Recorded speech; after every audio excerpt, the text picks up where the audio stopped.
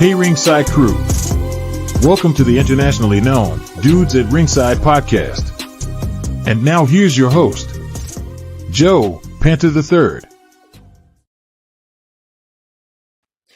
Hello there, wrestling fans, and welcome to a special edition of the internationally known Dudes at Ringside podcast. But today it has a special name. Madi Monarch is here with me today for a very, very special event. So, Madi, let's explain, Madi. All right, everybody. My name is Madi Monarch, and if you haven't met me yet, it's so great to meet you. And welcome to Madi Monarch and her Superfly podcast, where we are going to do a live stream talking about anything and everything wrestling. You're going to meet some other wrestlers that are going to join us here on the live. And of course, there's going to be a little scan code up here in the corner, and it is to raise money for my uncle's GoFundMe for his fight with pancreatic cancer. So we hope that you guys can join us. And on top of that, we are also doing a raffle tonight to see who won my raffle. All the money that was made from this raffle is going to go towards the GoFundMe for cancer treatment. So we're very excited, and I can't wait to see everyone. Yes. Yay! So, Madi, you want to introduce one of our first fun wrestling friends? Yes. Okay. So the first person that is on our podcast tonight is my wrestling dad, Jeremy Lightfoot, and he is also known as the Native Nightmare, and also is getting ready to celebrate and perform one of his last ever matches here in the St. Louis area after a very, very long career. How long do you want to say, like 25 years?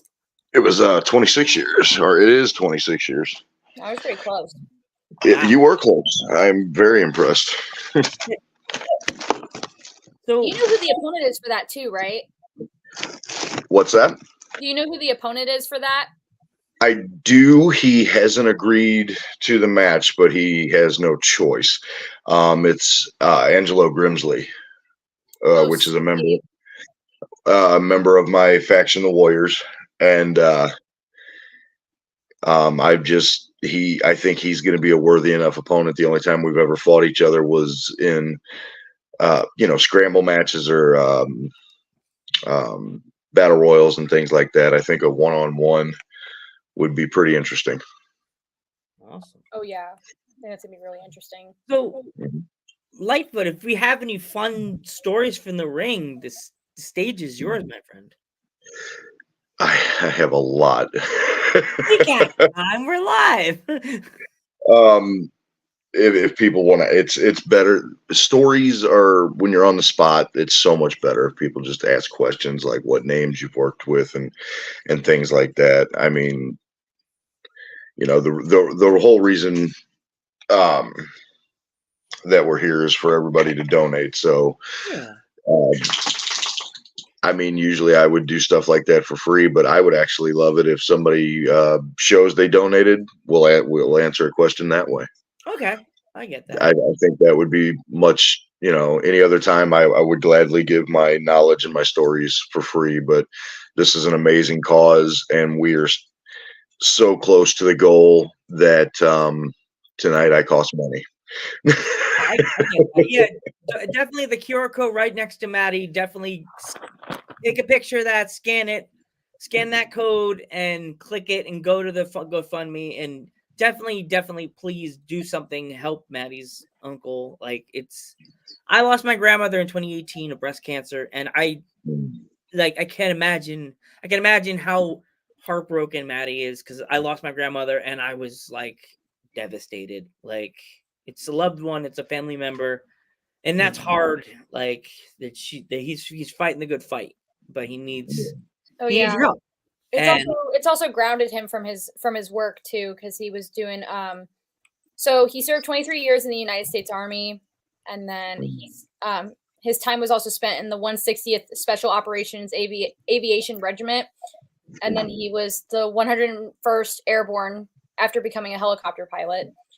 And then after his time in the Army, he had the like desire to like help people and still fly. So he became an emergency medical helicopter pilot for Arch 3 air methods. So he's done a lot. He's helped a lot of people, and now I feel like it's our turn to help him because he's always been such a helpful person.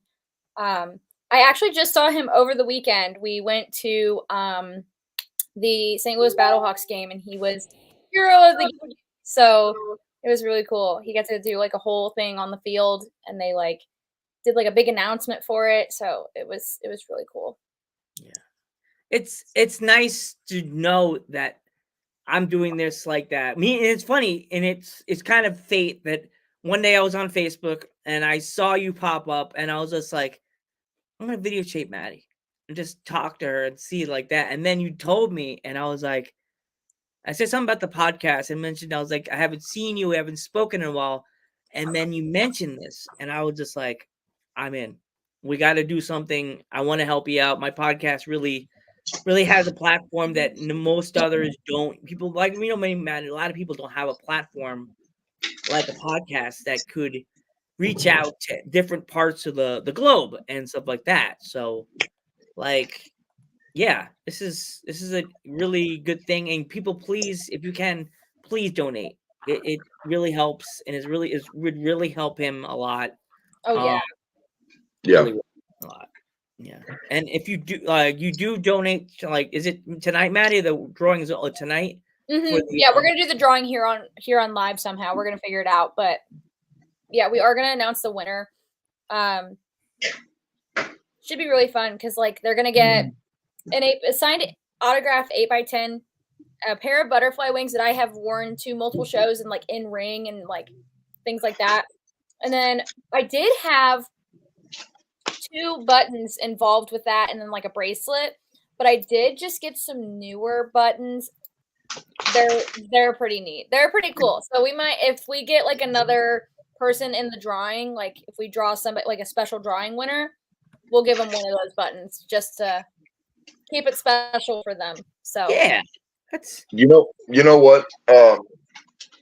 If I slip, guys, you know she is my daughter. I call her Munchkin. I would. I'd like to up that ante a little bit. I have a couple Jeremy Lightfoot bracelets, and depending on when they want the drawing, I will take 2 feathers out of the headdress that I am using my last show, which is only an honor reserved for the dead. But for the people doing this, I will pull 2 feathers out of the headdress and sign them with like a little shadow box type thing, and I'll throw it in for the cause to add to it. Oh, sweet. And I'll send like some Dudes at Ringside stickers. Maddie, just give me your address. I'll send them over. They'll get some Dudes at Ringside love too. Get a Dudes at Ringside sticker. And if you want, if I could manage to find it, Maddie, you can see if I'll send him some Dudes at Ringside stickers and stuff like that, because you'll get some Dudes at Ringside stickers. Most people don't even get, unless you don't live on the East Coast, you won't be able to grab one. But I'll send you some Dudes at Ringside stickers, Maddie. You could add that to the raffle. Stickers are fun. People love stickers. I wish I had more. I wish I had bracelets like you guys. But yeah. And to be honest, if any wrestlers in the Midwest area, it doesn't even have to be wrestlers that work close with Maddie and myself. I challenge you all to donate something. Donate a shirt. Donate a wristband or something with your gimmick or whatever. Throw it in there. Let's make the raffle giant basket. Yeah, that'd be like wrestlers that are watching this on Facebook or you're watching this on YouTube. Donate something. Donate a hat. Donate a shirt, bracelet. Like if you have tights, like you could get like tights that you have. like Maddie's donating her wings, and Lightfoot's gonna donate a feather from his headdress. And I'm big into Native American culture. That's deep, like that. That's a deep thing. That's deep. That not everybody donates the headdress. That's sacred. You know what I mean? That's sacred. Yeah, Like, and I'll make sure it'll be worn my retirement match, so that way you will have a feather from the match on my last show. Awesome. Oh my gosh, I keep telling myself like he's not done wrestling, like that's not a thing, like that's not real. And then I have to keep telling myself, like reminding myself, like this is the date, like this is the last time, like this is this. And I'm just like, obviously I completely understand like your choice of like opponents and like who you're being booked against, but sometimes I sit here and I do this and I'm like, why did I not get a singles match? Like every time that I'm gonna be a little selfish here and be like, I didn't get my singles match. Like, I pictured that pouty face every time you would message me or every time you would call and say, well, who are you wrestling next month? And I'm like, oh my God, I know I want it to be her, but at the same time, you have so many other worthy opponents that will give you a great match, because I'm deteriorating slowly. I need to figure out, so I want to be on the show in April. Mm-hmm. However, they were talking about giving me the month off, and I'm like, you have so many other no, homie, but I want to wrestle. I want to beat up. I want to be in the good fight too. I need to figure out. So I want to be on the show in April. Yeah. Well, we'll figure something out. Yes. I want to be on the show in April. I want to fight the good fight. I want to get paid. I want to entertain. I want to be that person that's like, let's play a game, everyone. Let's have fun. Yay. And they're just like, yeah, like it's like something with wrestling and like life. Like everybody needs to help. And if some people don't, just fine. Just spread this, send this page to put this up, put this live on Facebook, share it.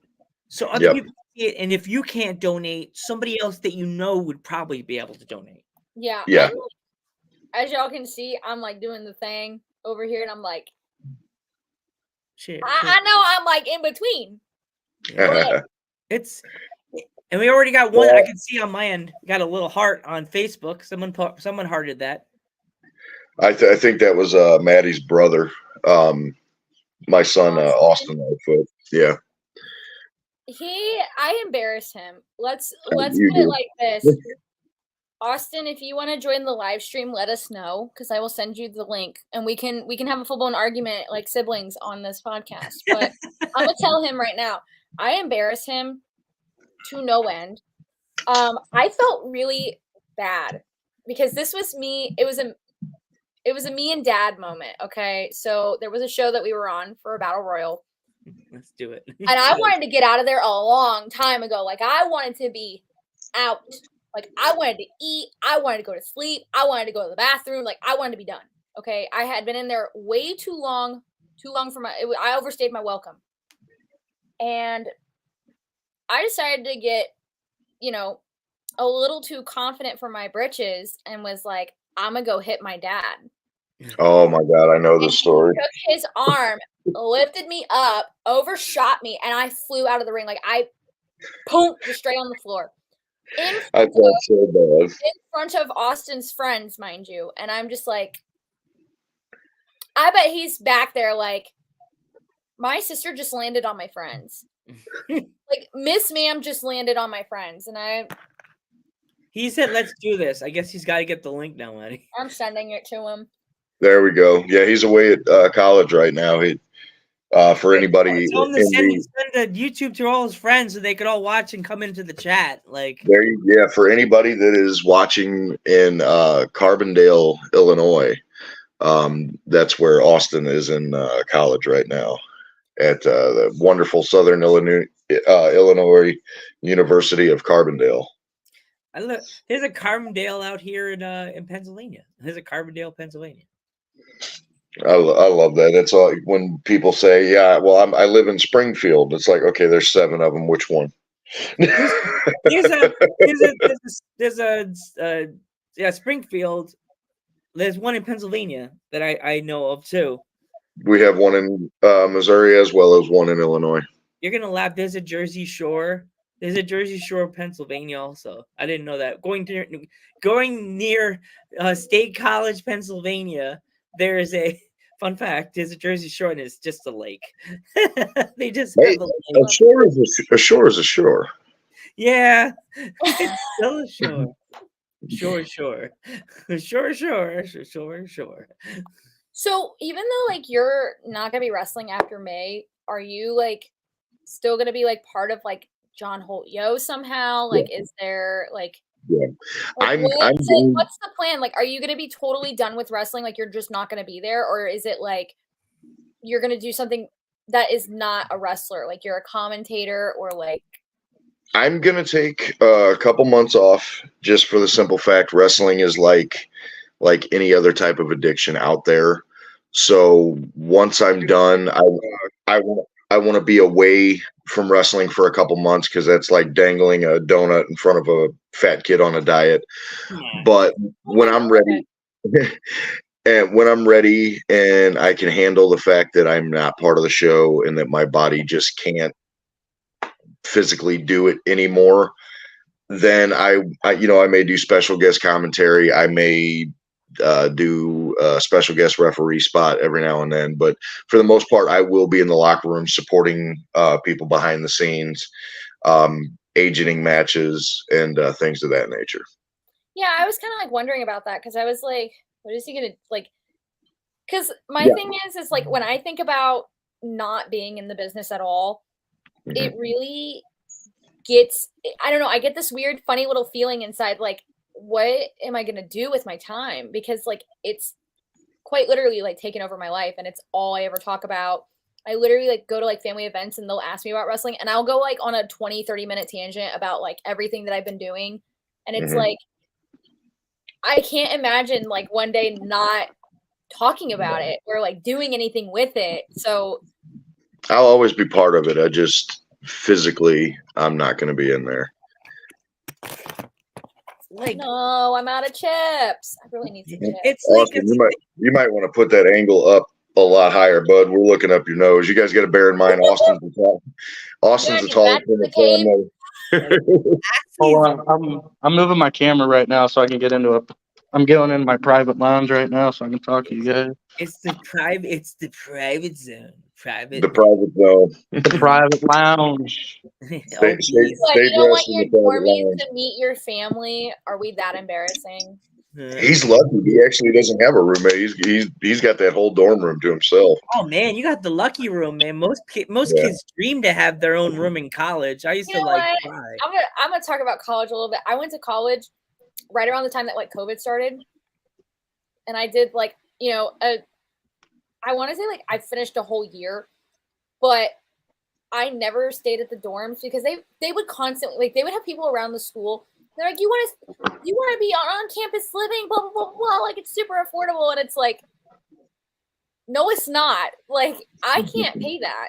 Lies. You're a liar. And then like shortly around COVID, the entire campus like dorm complex, almost everybody had COVID, so they quarantined the entire complex. And I was like, I'm glad I don't live on campus. How do you complex everybody? How do you literally do that? How does everybody get like, you're gonna tell kids in college you can't go outside and go get a slice of pizza? Like, how do you do that? Like, where I know it's like you know it's part of the bylaws, but like how do you tell a young kid that's almost like in college? I think it was more of like an attempt to like try to keep the spread from like not happening. Yeah, but you can't see. I'll admit during COVID, I never got caught. I wasn't staying inside. I never got pulled over or anything like that, and I lived my life. So I worked at Bruce just asked, when do we get a Madi versus Austin? When Austin decides to come back from freaking college, that's what. When he starts training. When he stops being a baby. Little baby. No. No, I don't want that to happen. No, I don't want that to happen. I don't know about that one. That's a dream match for sure. I don't know yet. I think he said Well, no. you know He what's don't want wild about he doesn't want this? to get his butt whooped. This was wrong. Maddie, how I'm tall gonna are get you? videos of this match one day. I'm 4'9". Okay, so it would be a 4'9", roughly 100-pound, depending on if she had a cheeseburger that day or not. I'm 109. I'm kind of swole up in my arms. I'm kind of swole. Don't. A 4'9", 109-pound young lady versus a 6'3", 250-pound beast. So, Jesus. wow. You ever see? Here we go.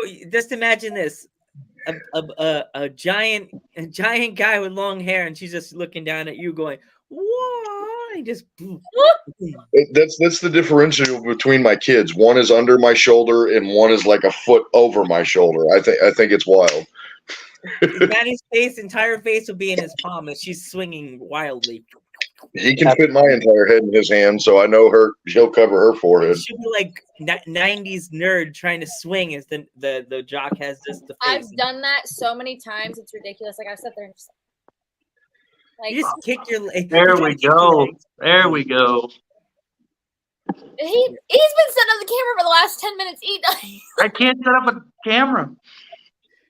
I guess you've never been on Twitch. I just sit in front of my computer with these glasses on, going. No, I've never done Twitch before. I've done Twitch a couple times. I used to play video games on Twitch. Fun fact: these are the original glasses that I was known on Twitch with. Those are my original. See, if I had an extra pair, I would put these in a shadow box and put these for auction because these are the original. Cool. Yeah. 4 years. If I had an extra pair and I was able, these are like my original. These are like the original that I started out with on YouTube that everybody knew me by. So my mom said, "You're gonna go blind. Get glasses with lenses." This is my first podcast I've ever been on. Oh wow! Welcome. First one. You're on an internationally known podcast right now, sir. Mr. Well, Austin, what we want you to do is you see the little box down below that says chat. Go into that chat, copy the link, share it to all your friends out there in Carbondale. Yes. This is, I'm sure she told you over Facebook or over the phone. I mean, you guys are brother and sister. This is for Maddie's uncle to help take care of the chemo and medical expenses and everything like that. We have people donating in. So spread the word, share it to all your friends, share it on Facebook. Let them know, hey, Lightning Austin Lightfoot is on his first podcast with his sister and his dad, and some other guests are going to come through as well. Hey, okay, yeah, for sure, yeah, I'll do that. I just wanted to come on and just like say hi to everybody, and yeah, I mean, it's 3 generations right here. We're talking about pretty much anything and everything. Like with you, how does it feel to be like the son of like a wrestler? Do you feel like different that your dad was in the business like this, or like is it like when you go to school and someone said, "What does your dad do?" Like is it, like when you say wrestler, do a lot of kids go like, "Oh," or do they like get all excited about it? So a lot of people ask when I know in middle school, a lot of people would ask, "Oh, what does your dad do for a living?" I say, "Well, my dad is an indie pro wrestler." And they're like, "Really? That's really interesting. Are you wanting to do that?" I said, "One day, yes. I would like to follow my father's footsteps, take the Lightfoot legacy, and just go from there." But for me, it's amazing what my dad's been doing over the last, I'd say, 26 years, right, Pop? 26? Yep. Mm-hmm. It's amazing what my dad's done for 26 years in this business, and to now look up to him and soon to be a Lightfoot as well and to follow in his footsteps. So it's amazing. It's an amazing feeling. Yeah, you weren't even thought of, and Maddie was in diapers when I went into my first match. Maddie was a baby butterfly. Yeah, I was a little caterpillar before. Huh? I was a little caterpillar.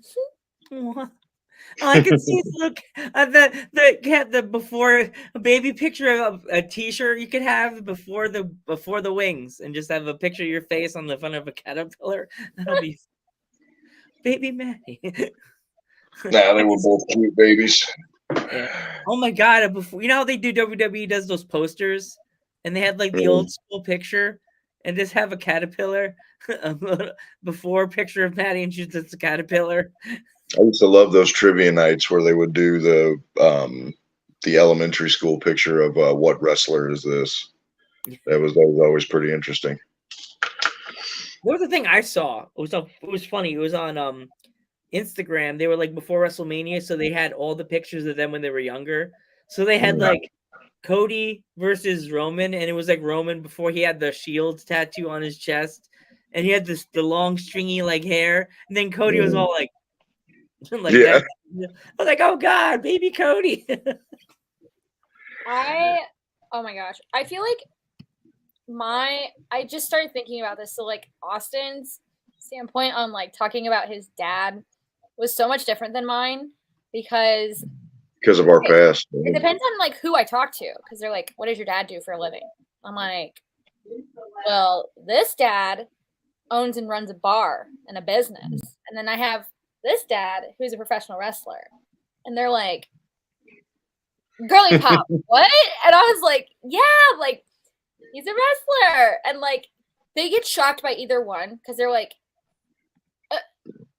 okay, like, is that something that you want to do? And I was like, I'm already wrestling and I already worked at the bar. So I already did both and I'm still wrestling. I don't work at the bar anymore. But it was nice. It was cool. Like for the time that like it was my first ever job. But hey, there are going to be points through the podcast where the camera and my mic get turned off because I have stuff to do around the house still.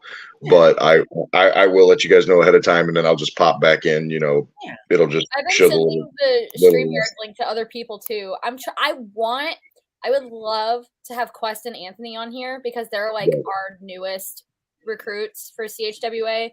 And they're like Quest is in for the match. Quest is in for the match of his life. April 21st. Quest is definitely somebody that I'm very excited to like see what he does along with Anthony because like people are watching on Facebook right now, just to let you know. Quest is going up against me and Snitch in a 3-way. Wow. April 21st. I want to be part of that. I'm just kidding. Just kidding. Everybody here on Facebook, you see that QR codes, screenshots. He is such a great kid. He's like a sponge. And the fact that when I looked him dead in his eye, as serious as I could be, and I said, your chest is going to sink in. Because, I mean, he's a built kid, but he's not really built. And I'm aiming for him. And just like you could see the life drain out of his face. But he is an amazing student. He is a great human being. He's an absolute sponge. I couldn't be any more proud of that kid. I'm just as proud of him as I am Maddie and Austin. So, and that says something because usually there's a lot of rookies in wrestling where I'm just like, until you prove something, I'm not even going to look your way. And Quest has done that within the very small time that he's been in the business. Yeah, I'm very excited to see what Anthony does too, because like Anthony as well. Yeah, he's a good kid. They are a duo right now that I really want to pay close attention to, just to like, because so obviously when you're wrestling with like our group of people, sometimes you get a new guy. Example, Big Daddy Dion. That kid, he is like floppier than a floppy disk. Like the selling is amazing. His work is really good. He, was some like everybody's like, oh, that's our baby boy, and here he is like growing up, and like now we have Anthony and Quest and Ramsey Rancid, like that they're growing up and they're moving up in the world, and it's really nice to see growing up. And Ramsey Rancid, like that. There's a lot of feedback. I just heard that. I was like, am I hearing myself? But yeah, I'm very excited to see what Anthony and Quest do. I wish they could join us. I sent them a message, so we'll find out. There's a lot of people that are probably busy. It's Monday. People are just, yesterday was Mania. So everybody's like, gotta watch Raw. Gotta watch Raw. You know what I mean? Yeah. So, like, did you guys actually get a chance to watch Mania night 1 or Yes. night 2? I actually didn't watch night 1 of Mania until I got home really late Saturday night. And then I finished it out early Sunday. And then got on to night 2 on time. I did nap in between some of it, though. But, yeah, I always look at further than just, like, the wrestling stuff. I always, like, look at entrances and, like, gear. And I gotta say that, like, Seth Rollins, like, his gear was so strange this year. Like, It's weird. That's the sign of a true legend in the making right there. like Yeah. the commentators were even, like, talking about Rollins and, like, the big, long, like, I don't want to call it a dress, but it was like a robe. And they're like, there's Rollins' hat. And they're like, I don't think that's a hat. And I'm like, bro, that has not been on his head one time. I just think that's, like, part of, like, the outfit. Like, it's like an accent for it. And, yeah, the outfits were super interesting this year. I really like how Becky implemented her book into, like, her gear. Like, the skirt had, like, the words on it from her book. I'm like, bet. I was Like, more I love excited for the that. Hall of Fame than I was for. God, it's so bad to say because I want people to watch us, but I really haven't watched matches ever since before I became a wrestler. I think I was really 14 the last time I was really invested in wrestling, and that's going back. It just once you become part of it, it was really hard to watch. But I loved watching the Hall of Fame due to the fact, seeing a Bull Nakano, which was an amazing legend of her own right, paved the way for a lot of women's wrestlers. Finally seeing her recognized. I don't want to get into the and, like, politics. she had to wear face paint too, just for people to recognize her. Yeah, I don't want to get into too much of the politics, but I love the fact of where WWE is going now that certain people aren't running the show. Yeah. Not gonna say the name because the name gives me hot flashes. Me too. But yeah, I was more happy for the whole Hall of Fame. Yeah. Hey, we got the ref. Yay! Happy belated birthday, man. This Hey, poor Maddie, ref has had to deal with all of us in the ring at some point, or has, like, yelled at us, like, screaming at us, like, until he's, like, blue in the face. I kid you not. Like, we've stressed this man out. Like, we probably shot his blood pressure through the roof, like, 100 times. Several times. Yes. I don't get to have a show without my blood pressure going through the roof. That's not how it works. Like, That's why we got our amazing medics in the back to bring you back to reality. He's, like, putting on his forehead before the match even starts. He's just out there, and he's just like, oh, like, he's just not. He's like, I can't today, y'all, but we're here. Especially in certain cases, whenever I know who I'm about to deal with, and you're just dreading it before you even get into the ring. Yeah, it's loads of fun. There you go. There's for a rookie ref. There's a good question for me before the viewers start asking. Do you ever have those moments where you're sitting in the locker room and they just posted the card, and I know the refs have their own specific card of what matches they're going to have, and you just look over at the head ref and go, "Why? What did I do to you? Why am I in this match?" Yes, yes, that has happened more times than I can count. Oh, God. More times than I can count. I promise you. Yeah, definitely, guys. Donate. Go in the corner, scan that code, screenshot the screen, grab it, and just donate. It really helps. I swear, Maddie. If you have any more information about it, please right now, like, tell everybody about it. If they're like, We also I just found out that we can buy T-shirts now too. It's on a completely separate link, but I can find it and I can send it in here. Which is really cool because these shirts are super cool. I'm personally gonna get one. I'll tell you what, the next person that donates $20, the three light members of the Lightfoot family will sing Aaron the ref happy birthday because yesterday was his birthday. Oh yeah, it was. How was your party? I didn't get an invite to the party. but I was there in spirit. Plus, I'm a little bit of a obnoxious, loud lady, so like, it's probably a good thing that I wasn't at the party because I would have been like, "I'm a good Sarah's birthday." I want to ask him if he enjoyed his gift, but I don't know if his girlfriend gave it to him yet or not. So I can't. Oh, you did get it. Is this gift? Yes, she did. Like, what is the gift? I'm so curious. Okay, so my gift was my girlfriend and my grandma got together with a few of my friends, as you both know. Yeah. Yes. And everybody recorded me a little birthday message just saying happy birthday. And they put them all together, and it's about 5 minutes long. She hasn't sent it to me yet, but as soon as she sends it, I'll put it out. Okay, I warn you ahead of time. You're gonna laugh because I won't mention her name over the air, but she sent me a instant message. I think that's what the kids are still calling them these days. Yeah. And she had reminded me that I told her earlier that day at like 9 a.m. that I was going to record something, but then I went to the gym and I got all mismatched there, and then did some things around the house and ended up dozing off. I'm an old man. I fall asleep during the day.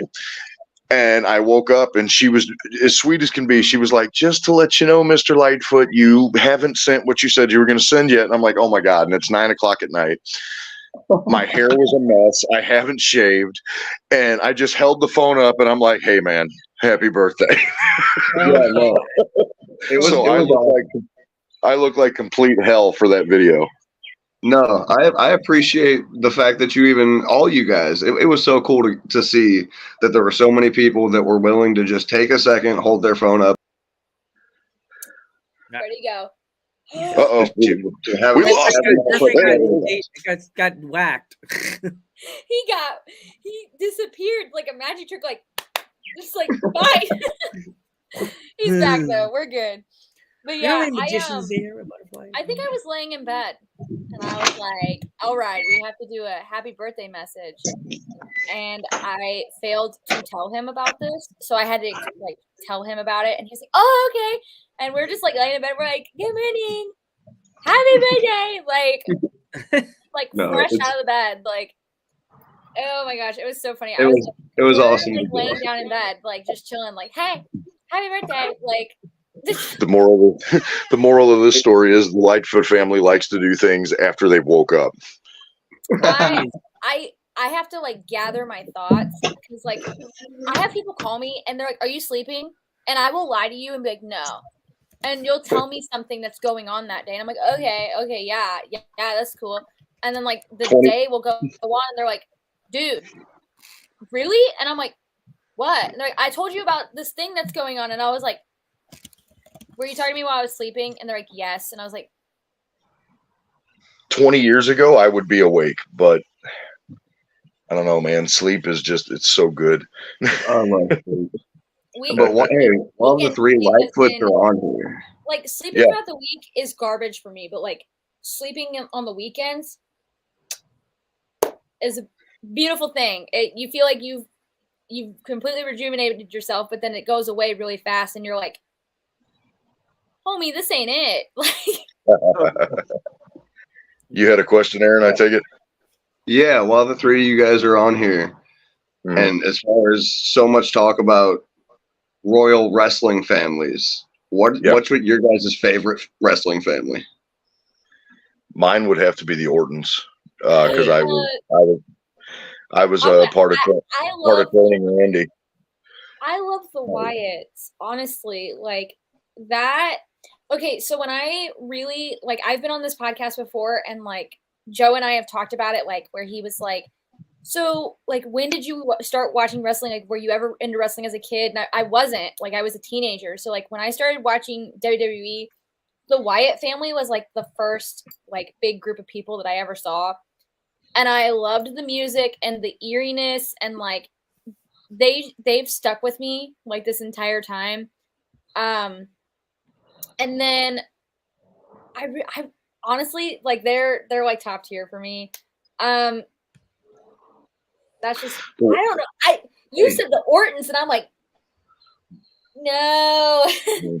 The wild thing is the Lightfoot family spans so much further. I know Maddie and Austin know, but it is not just Maddie, Austin, and myself. There's There, Alexis. There's Alexis. there's and- Alexis Lightfoot, which is my ex-wife, which is Austin's mother. There is Doc Lombardi, which is both Maddie and Austin's grandfather. There is Arson, which is Austin's godfather. He's not actually blood related, but he is part of the Lightfoot dynasty. Then there is my younger brother, AJ Garrett. He chose to use his middle name instead of the last name. He went by the bully AJ Garrett, and he's part of the dynasty. In St. Louis, my grandfather, Danny Little Bear, who wrestled down at the Chase. The Lightfoot dynasty spans all the way back to the 40s. Wow. Yeah. I That is would some be rich surprised. history. My I grandfather kind wrestled of the popped in 50s. though, like now that like we're getting at the tail end of like me and Lightfoot and like his journey. Like I was 16 and I was training, and there was a storyline that came up, and they were like, we want you to meet this guy, and we want him to be your dad, because they wanted to do like a father-daughter versus a father and daughter. And at first I was like, no, like I've never met him. Like, I don't know if I'd feel comfortable with that. So at first it was a no. And then we got to a show some months down the line, and it was like way, way out of town. Like this was like one of the first big out of town shows that I had done. Mm-hmm. And I was winning a cruiserweight championship, and I met him That in was person, crazy. and there was this like instant connection and like a friendship. And I was like, maybe I do want him to be my dad, like my wrestling dad. Like, I feel like this would be fun. And then we started ribbing everyone that like, there's going to be a bunch of people that don't watch this podcast. And like, I'm giving you guys the tea right now. And the people that are watching this are either one, going to forget. Two, there's people that are not going to watch this podcast, and we're going to rib you until the day we freaking die. And you're Yep. just not going to know. Like there was a guy at MMWA, and it's not Dallas. Is it JSO? Dallas is one of them. JSO. Yeah. Okay, so JSO is in the locker room, and he goes, "Oh my God, I haven't seen you since you were a baby." And he's talking about how dad used to call me Bug. And I'm giggling. So Lightfoot wasn't on shows yet. So I texted him about it. He goes, "Oh my God, he mistaken you for Austin? For Austin?" So for the podcast, specifically for the podcast, we will pull the curtain back. I'm old school, so doing kayfabe is a lot harder for me than it is for them. Austin is my legitimate son. He is actually part of the Lightfoot bloodline. Maddie is part of Storyline. So even though I love her, with that ugly mug. I love her like a daughter.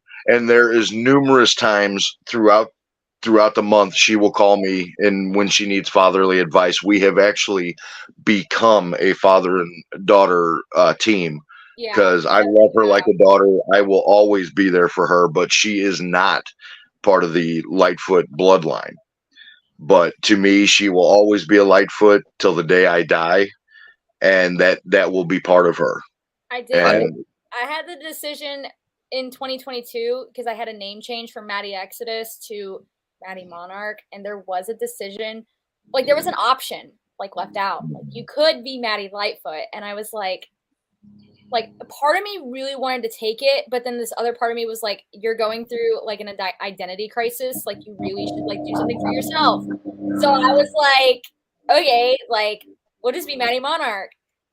And we have been ribbing people forever. Like JSO finally found out at like one of our more recent shows this year.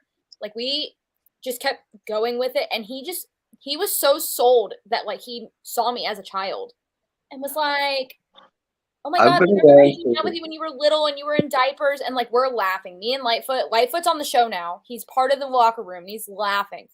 He goes, it's not funny. It's so true. Like she's so grown up, and we're like, dude, we've been ribbing you. I'm not Yeah, Bub. it was Bub Austin is the whole Austin. time. I'm not your biological kid. And he goes, the look on his face, he literally was listening to it and he goes, Hey, I've been Austin, around for almost 2 years. I didn't know that. dude. do you know how you got the nickname Bug? No. Do you Wait, want that story live, or do you want me? I feel When do you like I want would that get brownie story? points if I know the story. Well, Try hold on. I was going to answer Aaron's question about what our favorite family was. I was just letting you Okay, guys you go do for that, it. and then we'll. Yeah. So my favorite, Dad probably knows this answer. It's the Hardy Boys. Oh, Ooh, yeah, that's a It's good the one too. Hardys. I'll that's give a you good props. one too. Yeah. It was either the Hardys or it was the Shield. Now it was the Hardy Boys at first, but when I started watching WWE more, it was the Shield was really a good, powerful group that I started watching more. But the main one is the Hardys forever. I will love the Hardys forever. Is my old rear end the only one that was raised on NWA? I know some NWA. I remember I I've know been some watching. If you guys have Peacock, I've been since my mom now gave me the app on my TV. I literally just started watching the old Halloween Havocs from '89. Yes. That one was good. Oh. I didn't get up to the Thunderdome yet, but I can't wait to that match. I can't wait to watch that Thunderdome match. I'm so excited to watch it. Like, So I'm curious, Maddie. Do you know the story of why Austin's nickname is Bug? Okay. You can tell So- everybody. You go ahead. It's Halloween, Go ahead. and there was a costume that Austin could no longer fit in. So mom Okay, and I dad remember are like now. arguing about remember like now. what they're gonna do about this costume. So they go to like a store, and like the only thing available was a ladybug costume. Yep. So what happened to Austin? He was a ladybug for Halloween. And Okay, I remember the story now. Just you summing it You- up. Now I remember because I didn't You got remember. if I nine got that brains out right, of. I would be so happy because I feel like that was like in the back of my head because I had heard it so many times. I'm gonna chalk it up as 9 out of 10. You were very close. You hit the nail on the head. Austin was born in September, so the first holiday that he was able to celebrate was Halloween. Yeah. And I'm gonna get a little dark here, and I'm sorry, but we had lost his sister the year before. Alexis, who my ex-wife later named her character after as a tribute to our daughter. And so we were like, we are going to celebrate every holiday. We don't care if this baby is a month old or not. So we go to, I believe it was Target, and the only outfit that we could find to fit a 1-month-old was a ladybug.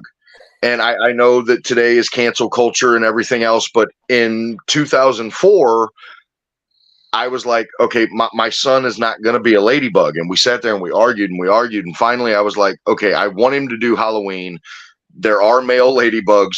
So we dressed him up. And that was his nickname. We called him Bug. So that is how, if you're ever at the show, if you're ever at the show and you hear me call him Bug, that's why. I was Haven't an you ever seen a angel for bug my play? first Halloween. I was an angel. I had like the little white dress and like the little halo thing. So like, you just did What this. was the That's question, not Aaron? Angel and Halo. This is not Halo. it's because, Maddie! I was dressed up like a little angel, but I'm a tad bit of a brat. I'm a spoiled brat sometimes. And I guess the bug thing still lingers in the family because now I'm raising a butterfly. So that's facts though. And I feel like that's why JSO was more sold on like that's Bug from like that was her name when she was little and now she's a butterfly. Like it makes sense. Like I don't know like what was going on in his mind up here. Damn. But dude was sold that I was Austin. No one just ever told me any different. I thought that was legitimate. You guys just blew my mind. Honestly, like when we tell people about it, they're like, "What? Y'all look alike?" And I'm like, I don't mean to be that guy, but where? yeah, Where? the only place I ever see it is the eyes. The only place I maybe a little bit of the face shape, like the face, but I do not have their nose. Like No. they like these two over here like to call it the big Italian nose. I don't have it. Yep. That's a big nose. Yeah. So Yeah, Wait we a minute, get side profile. yeah we get ton of compliments, even on Facebook, of how much alike me and Dad are, and it's Those are scary. kind- It's Those are compliments to you, bub, or compliments to me. Those are actually insults to you because you look like your dad, and that's what you're going to look like when you're older. You're funny. You're so funny. Yeah, everybody in the chat, if you haven't, please donate what you can to share Maddie's. the live. We want more people to join us. Yeah, I've people been like messaging this. If you people wanna like join, you y'all can should join the from- stream. I'm trying to get one of our oh my gosh, why didn't I think of that? The ring announcer. Yes. Duh. Also, guys, what if am you I have not doing? subscribed- If Perfect. you guys have not subscribed to the Joe Panther Variety Show on YouTube, I put the link in the chat. Just look up on YouTube Joe Panther Variety Show. I'm almost at my goal for 900 subscribers. I'm at 882 right now. So if you haven't Hey, subscribed, check it out. Um, Subscribe to the YouTube channel. because of what you're doing for Maddie, which is an honor to all of us, and especially what you're doing for her uncle. There is very few podcasts. There's one other podcast that I'm going to be doing before retirement, but because you've done this for my daughter and you're doing this for her family, and it means so much, I will offer like as much time as you would like for on a podcast before May to cover my retirement, which I have turned down like 30 to 40 podcasts. Are you just on Facebook, or do you have Instagram too? Like I have Facebook. Okay. So and do you have it's under my real name now. Because now that I know that I'm getting close to retirement, I've switched everything over from Lightfoot to Jones. There's another skeleton in the closet. My real last name is Jones. I'm also not Native American. I'm Italian. Oh, there's the secrets are out of the bag. Well, There goes all the secrets. I'm not having fun anymore. It's not this thing's not only about like you said to ask questions. You guys can ask me because I've done this podcast for 4 years. I used to work with another guy, but now I just have my own. I got into wrestling. You could ask me how I became with the name. Everybody asks me why am I the third. If you want to know why? Anybody could just ask me right now. Hey, you guys want to see Maddie get excited? My Sure. grandfather wrestled in the 50s and 60s. Watch this. I'm gonna turn the camera off just for a second. Hold on. I've got something for you, Munchkin. Aaron's I didn't give it. He's like, womp womp. And I'm just like, he said All right. sorry in sign language. I've got something that I'm bringing you in April, sweetie. Hey yo! I'm so excited about this. Okay, there's so much history behind this belt. It's insane. There's a lot of history behind that belt, and I know about it. Look at that So, belt. That, ladies and gentlemen, is the original Mid-Missouri Wrestling Alliance Junior Heavyweight Championship. However, it was changed into the MMWA, aka Mid-Missouri Wrestling Alliance Women's Championship. Yep. Women's Championship went away for a while. It got brought back. It's, all new. We have a new belt and everything. That belt is the original women's belt. The original.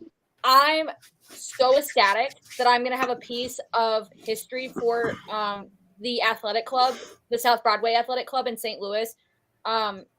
Joe, you might not know much about it, but South Broadway has been running shows for over 100 years, Dad? Like 120 years or something like that? The building has been there since 1896, I believe.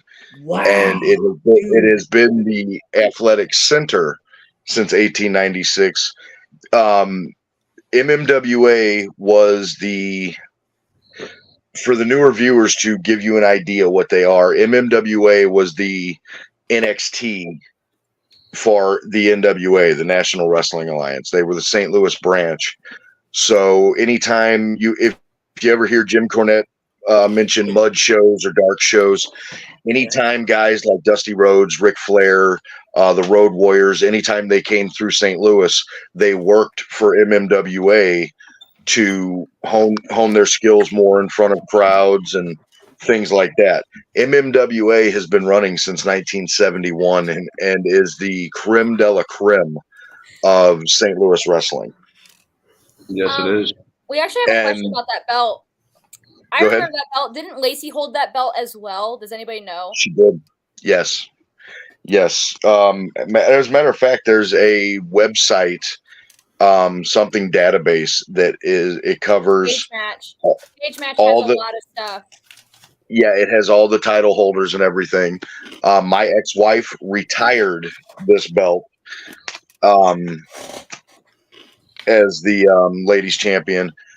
This was my first title ever held in the MMWA when it was the junior heavyweight title, and the women's division started getting bigger, and they had bought a new belt, and so this belt was sitting there collecting dust, and Tim Miller, which is a local belt maker, gear maker, master of all trades, took this belt, changed the leather out from black to pink, did all the hand painting and everything else, and made it the women's title.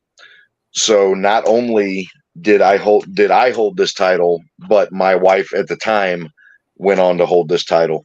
But other amazing women wrestlers such as Lacey, Big Mama Love, Aphrodite, Tara, the Irish Terror, a lot of wonderful St. Louis women wrestlers have held this title. I'm very excited. Didn't Stacy hold it? Stacey O'Brien, which is married to Harley Race's son, Leland, has held this title. Trying to think of something. Remember. We need to get a picture of you. Finally, give it to Maddie in her hands. You got to make a video, and you have to see if remember when Cody won the belt. See if it's the same face when he got the belt. It's really cool that I have the opportunity to hold something like that and be able, I'm trusted enough to take care of it, because it's like, oh, Dilly's here. Yes, I am. It was so hard for me to let it go. She sent me a message late at night, and she said, "Dad, are you still restoring that belt to its original form?"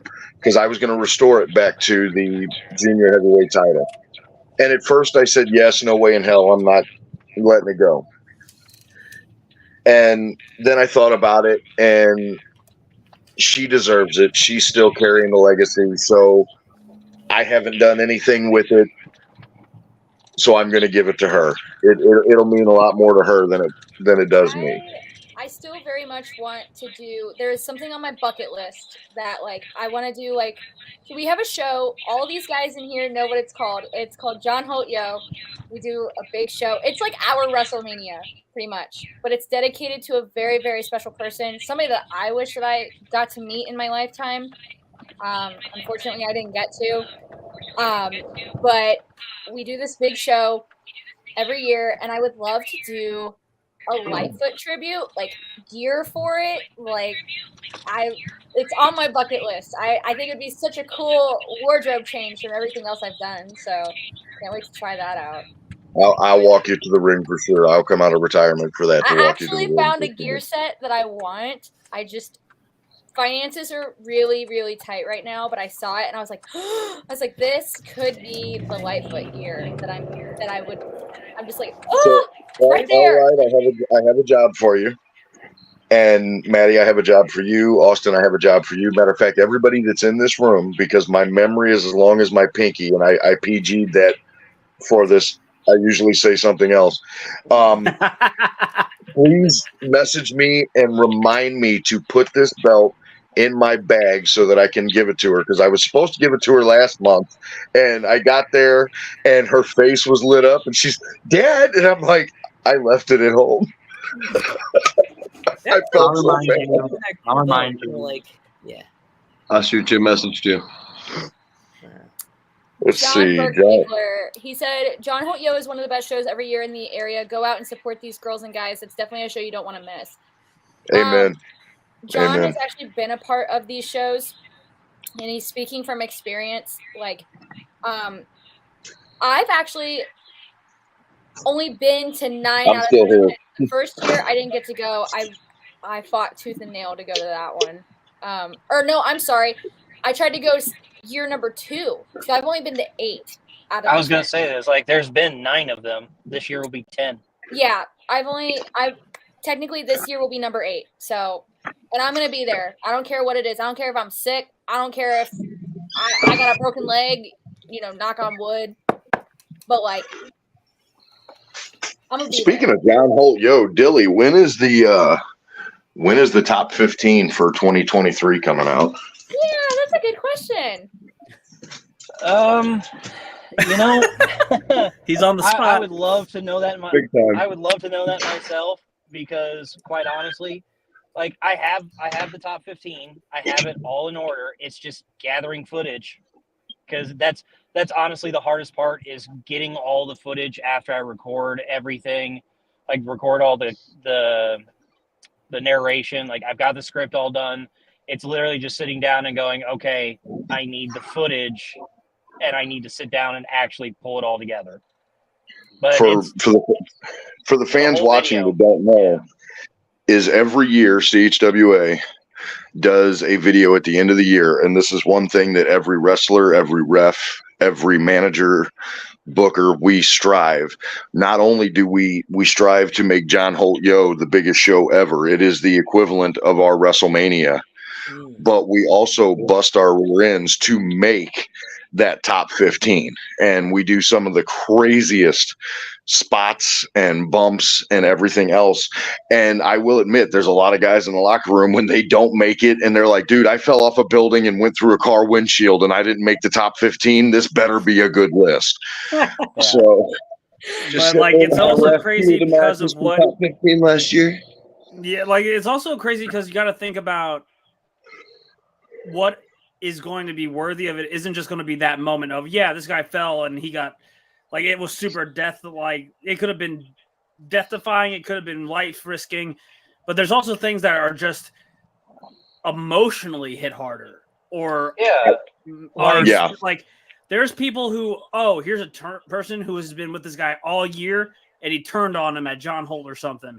Well, that could beat somebody who's, like, I had fire thrown in my face last year. I got blinded for you and me both a few months. And I mean, my eyes had changed. I literally could not see. I had to rely on every other sense and I had to train rigorously. You can ask Maddie that I had to train very difficultly, like a very new way to find out that I could still wrestle, because I didn't want to give up wrestling. And luckily I was able to recover. It wasn't able to make enough contact in my eyes, but like, that can be easily overlaid by something else. Like, it's a whole year. There's so much that happens in that whole year. Things that happen to groups. It can be betrayals. It's like looking at WWE. If you did a top 15, like, there was times where Roman Reigns with, like, the Shield first broke up and Seth Rollins attacked Reigns. That would have been something that probably would have made a top 15. But it's like, I was honored to be on there 3 times in 2022. That blew my mind. Yeah, no, it's like, so when you get on there, it's awesome. But then there's some people in there who are like, oh yeah, I'm in there. It's when I was getting beat up. It's like, get over it, man. Yeah. You got it. Like, you were part of the moment. Not just, you're not the one who's getting called out. It's if you are in a moment that really stood out, whether that means you were fighting for your life, you're getting beat up, just be happy you're in that top 15, because there's a bunch of those guys on that roster. We have almost 40 people or something. It's like a 40-person roster, I think. And so if you have 40 people and you're able to make it out of the 40 to be just lucky to be over half, a little under half of that in that moment, just be happy that you're there. Wouldn't it be cool?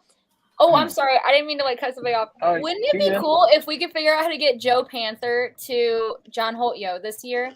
That would be cool. That would be awesome. I live in PA, but that'd be fun. How far? Pennsylvania. It's Pennsylvania, so it's Glen Carbon, Illinois. How far of a drive is that? Because I don't think I got a map right here. Let's find out, homie. It's 13 hours. I can tell you. I've driven it before. Okay, so we may have to fly him because I wouldn't want to drive that. I'm driving that in August to You want to take see me Austin getting through yelled in the Colorado car for the right first the whole time. time like this? Like, Maddie, the car pulls up and I'm just sitting there, my head down. Why does Joe look like he's crying in the car? You wanted to be in the car with Papa Panther for 7 hours? He yelled at me the whole time. My dad's a former CO. Do you want to be sitting in the car with a CO the whole time yelling and burping and farting? No. Oh boy. That's half of the rides we take. Sound like a That's wrestler. the bookings. Good question. How Yeah, many you sound like a people come out wrestler. on the podcast at one time, Joe? How many can I have on, or how many have I had on? How many have you had on at one time? This is like the most. This is the most I've ever had on wrestling. Come Makes on, me people, so we need to happy, set like, records. makes me No happy one because stop us. No one. Mr. Let's do a Light- Lightfoot behind the scenes. It's all about the money, damn it. It's all about the money. Come on, get on there. The main reason I got into There wrestling can is only my be one. grandfather. He wrestled in the 50s and 60s. So he wrestled under Vince McMahon's dad. So, like, Oh, nice. if my Very cool. grandfather was still alive today, I think truly he wasn't. He died before I was born, so he never got a chance to. He was a heel, so my dad always says. I always tell this to my dad. What do you think your dad, my grandfather, would think about what's going on in wrestling? His first thing was it was hilarious. You're all gonna laugh. He's like, truly, he'd be pissed on how much the heels in wrestling get the flowers before anybody else these days. Oh, yeah. Grandfather was I've like, always said since we're pulling the curtain back, yeah. and like I said earlier, it's tough for me to do that because I'm old school. But without an amazing heel, there is no such thing as an amazing baby face. Yeah, Absolutely. You- Absolutely. it's sad. It is because it's the heel's job to get the baby over, and if the heel hates you and he doesn't sell your moves right, he doesn't piss the fans off as much as he should or she should. It's the simple fact of your career is in my hands, and I will make or break you. So, for future baby faces out there, you always respect your heels because they are going to make you or break you. It's simple as that. Yeah, It's a Jeremy team said it. effort. You and said my it, grandfather Jeremy. was Like, also friends with Haystacks Calhoun. See, and that was my grandfather's road buddy. Like, Oh, that is awesome. yeah, so, the like, story of it's my grandfather. very accurate. It's very accurate. He literally would. My grandfather had like a hatchback, so Haystack, when they would do like traveling, he would sit in the city. He would be on the back of the hatchback because he was so big. So like, I can tell you a funny story with Aaron, since he's in the chat. The referees are also part of that team, and if a referee doesn't like you, they can't make or break your match or make or break your character, but they can definitely make or break your match. I was wrestling down at Broadway, and I can't remember the ref's name.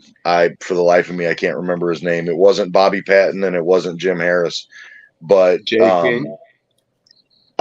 no, this guy had only refed for like 2 years and then quit.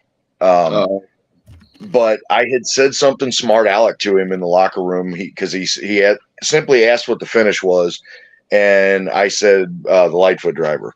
Well, what's the setup? What do I watch? And I said, oh, it's real easy. When his shoulders hit the mat, you count 3. And I walked away from him. Well, we use the refs to pass messages. And I'm selling, and I told the ref, I said, hey, I'm going to go out and catch some air. Tell him I want him to give me a plancha. And the ref was like, hey, got you, no problem. So I roll out, and I'm waiting for this guy. You can clearly see that I'm waiting for this guy. I get in the ring, and I lock him in a headlock, and I said, what the hell? Do you not know how to do a plancha? And the guy goes, well, the ref told me to stand there and look at you like you were stupid. And I was like, son of a bitch. And when we got upstairs, and I'm sorry for my language on that, we got upstairs to the locker room, and the ref goes, when I ask you a finish, you tell me. And I'm like, yes, sir, deal. He proved that is not how it goes. But no, that's brilliant because I've never gotten to hear any of those stories, but it's such a cool thing to hear because you don't hear a lot of stories about the refs.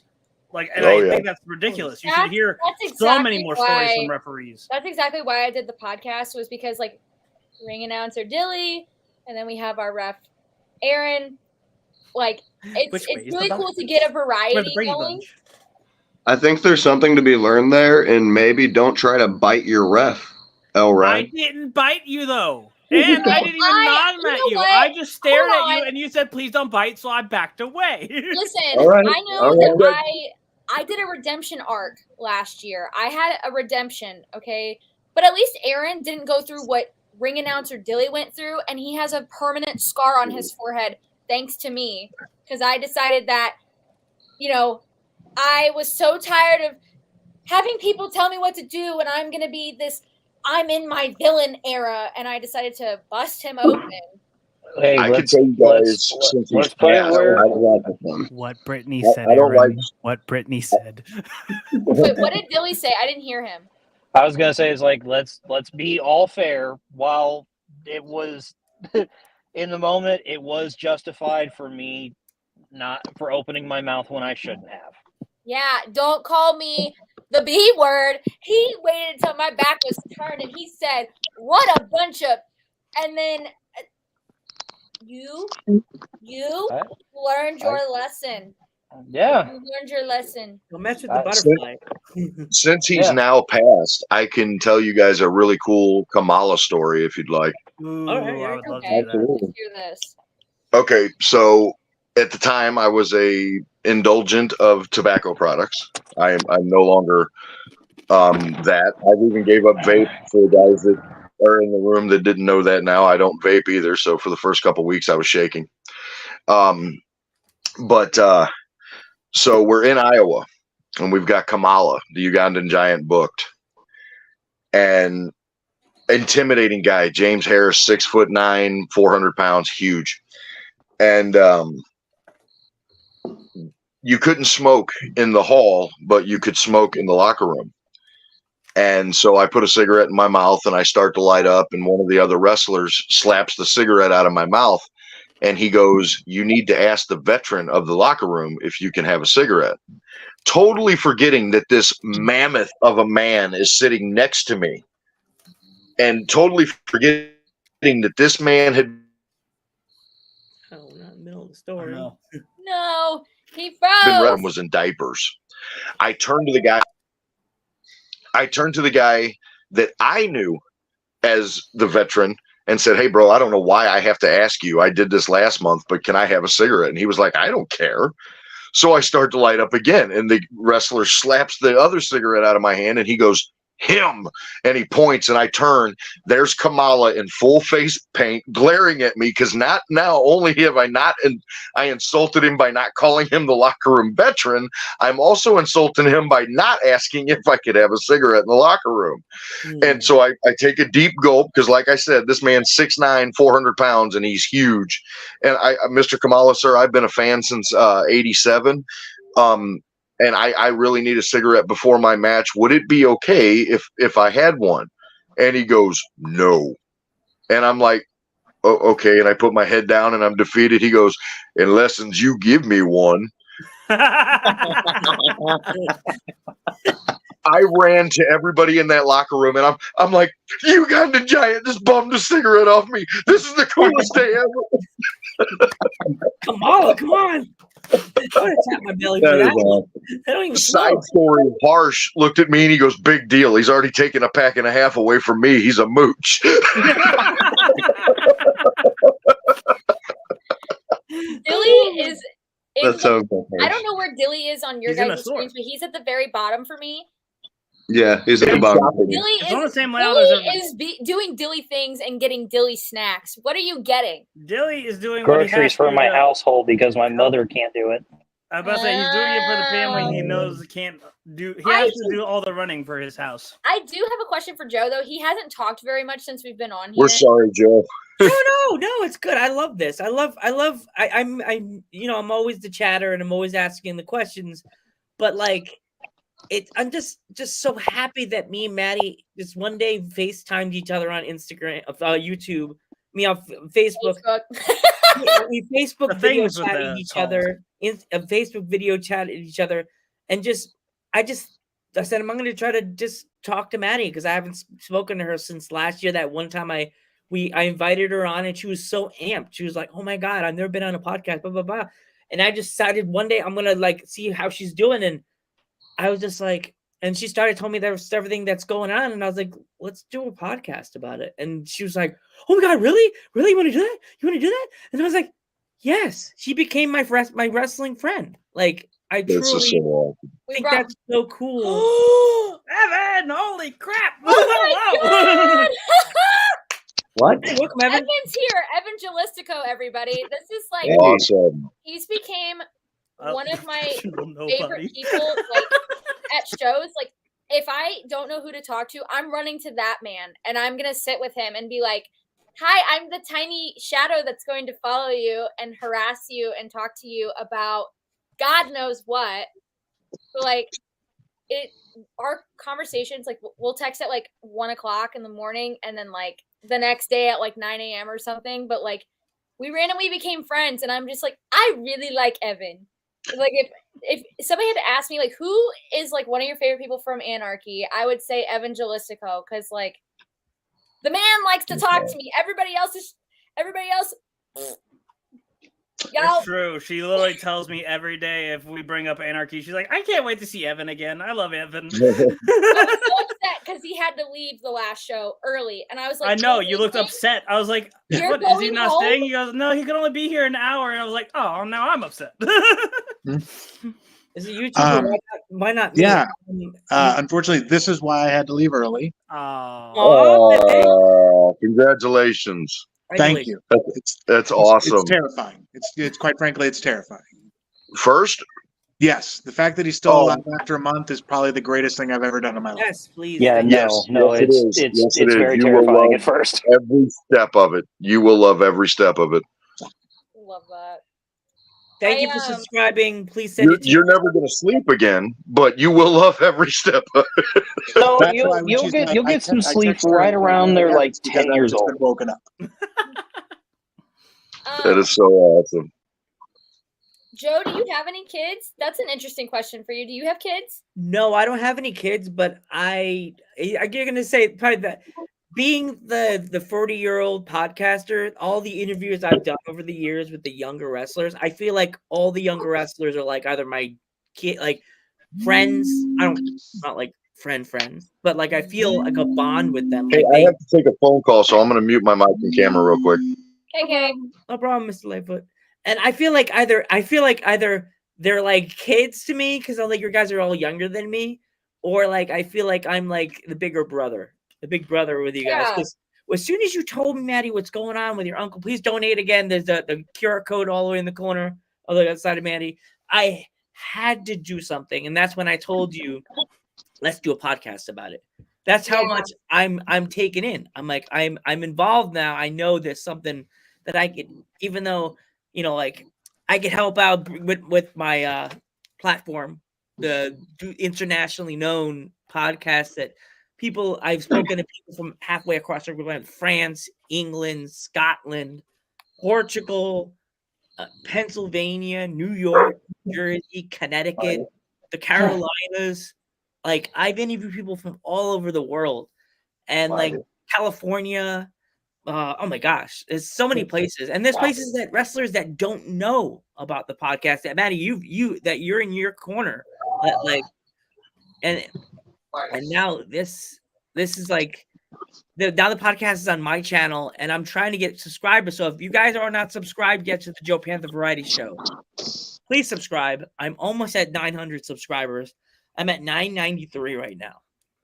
Oh, that's sweet. You're like really close to 1,000. I'm trying to get to 1,000. I'm going to my first show of 2024. 420. Yay. Eat. I have a show on 422. I just realized that. I'm working Ari Alexander. Make your debut NGW. Maddie's got to come to Pennsylvania. Got to come to PPW in Slatington. That promotion's really nice. You'll like it. Pew pew. Gotta go. Sorry about that. I had to take that phone call. You got to check out some Pennsylvania wrestling at PPW. I think honestly, there's a lot of people that need to come check out St. Louis wrestling because Anarchy's got it going on. There's MMWA. Schwa is like your home feeling kind of show. Like obviously we're not humongous No. or anything super fancy and special, but we are kind of like that home feeling. I started working for Anarchy last year. Oh my gosh, what a freaking trip it's been so far. How many people do we have watching now? Right now on Facebook, we have 5 and then 1 on the YouTube channel. On Facebook. I go to Ohio 5 people. in April the 27th. Let's go to Ohio, go back home for a little bit, go back to Dayton. May, I am in a con in Indiana in Evansville, and I am working GCW's Masha Slamovich. Oh boy. Oh, so they originally, it was Tiffany Nieves. Tiffany couldn't make it, so she pulled out. Well, when they posted the flyer that it was Masha, I was like, hold on. Y'all are funny. Like the Masha. So yeah. I saw it, and I saw that she posted it on her story on her Instagram, and I was like, I'm gonna throw up. Maddie, congratulations. Like, I didn't plan on it, but if you want to send me funeral flowers, go ahead. Like, I mean, she did just wrestle Shayna Baszler too. Yeah, she just wrestled Shayna Baszler. Oh my god! First Billy Starks, now Masha. That's awesome. I'm not scared for you. I'm pumped for you, but just be careful. Masha's a beast. Like, she's another Dudes at Ringside alum. That's another person that was on Dudes at Ringside. I might have to go back and watch that podcast then. But it's kind of hard. I'll have to tell you, it's on the other guy's channel. Don't want to send views the other way. Yeah. But Anarchy's been really cool. I just got to work with Angela Slane. That woman is intimidating. Derek Neal, that man was ready to murder me. Let's just, if you guys have IWTV, check out St. Louis Anarchy, Battle of Spalding 2. Like, the whole show from top to bottom was really good. But Derek was like, you're going to die. You're dead. You're done. You better write your obituary now. And I was just,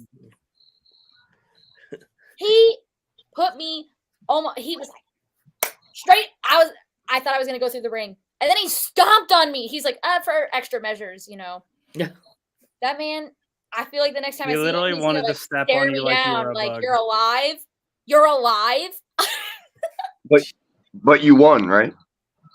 No, Derek killed me. I mean, he just got back from Germany, so he probably learned a couple of things over there. That is also true, which makes it even more terrifying. I want to see Sam Street versus Maddie Monarch. That'd be a fun match. Y'all scaring me with all these names. You don't know Sam Street? I thought everybody knew Sam Street. She's another Dudes at Ringside alum. No, I don't know that one. She's a Southern wrestler. I last year that I got to work Billy Starks. Okay, so like when that. Let's story about that. Let's go. Let's talk about that because she's another Dudes at Ringside alum that just won a title. So it was for Canvas of Dreams, and they, said, hey, like, you're working Billy, and I was like, oh shoot. to say it with sensory there, I was just like, oh my god, like I've always wanted to work Billy, and now it's here. So when the match actually occurred, I think the one thing that really did get me through was like people from my home promotion were there, like in like this one part of the room. Like my parents were on the other side, and I saw their faces, and I'm like waving at them, and I'm like, hi, like you might watch your daughter get murdered. And then I turned around, and like the amount of support that I had on that night was so great. But obviously I did not come out successful. But I had said in a pre-interview, like, I don't care if I win or lose. Like, I'm just glad that I get to achieve a dream of mine and actually get to work somebody that's really, really, really good and has a promising future ahead of her. And that's what I was really happy about. I didn't care about the winning or losing aspect of it. It was just, I really wanted to get in the ring and work with her. And I say that with really anybody now, because like, I don't the winning and the losing doesn't matter to me. What matters is that I get to work these amazing people and get to share a ring with them and entertain all these people. That's been my biggest thing is like, I'm here to entertain everybody and for them to have a good time. But I also want to be really good at my job. So I'm trying to put that work in on top of it.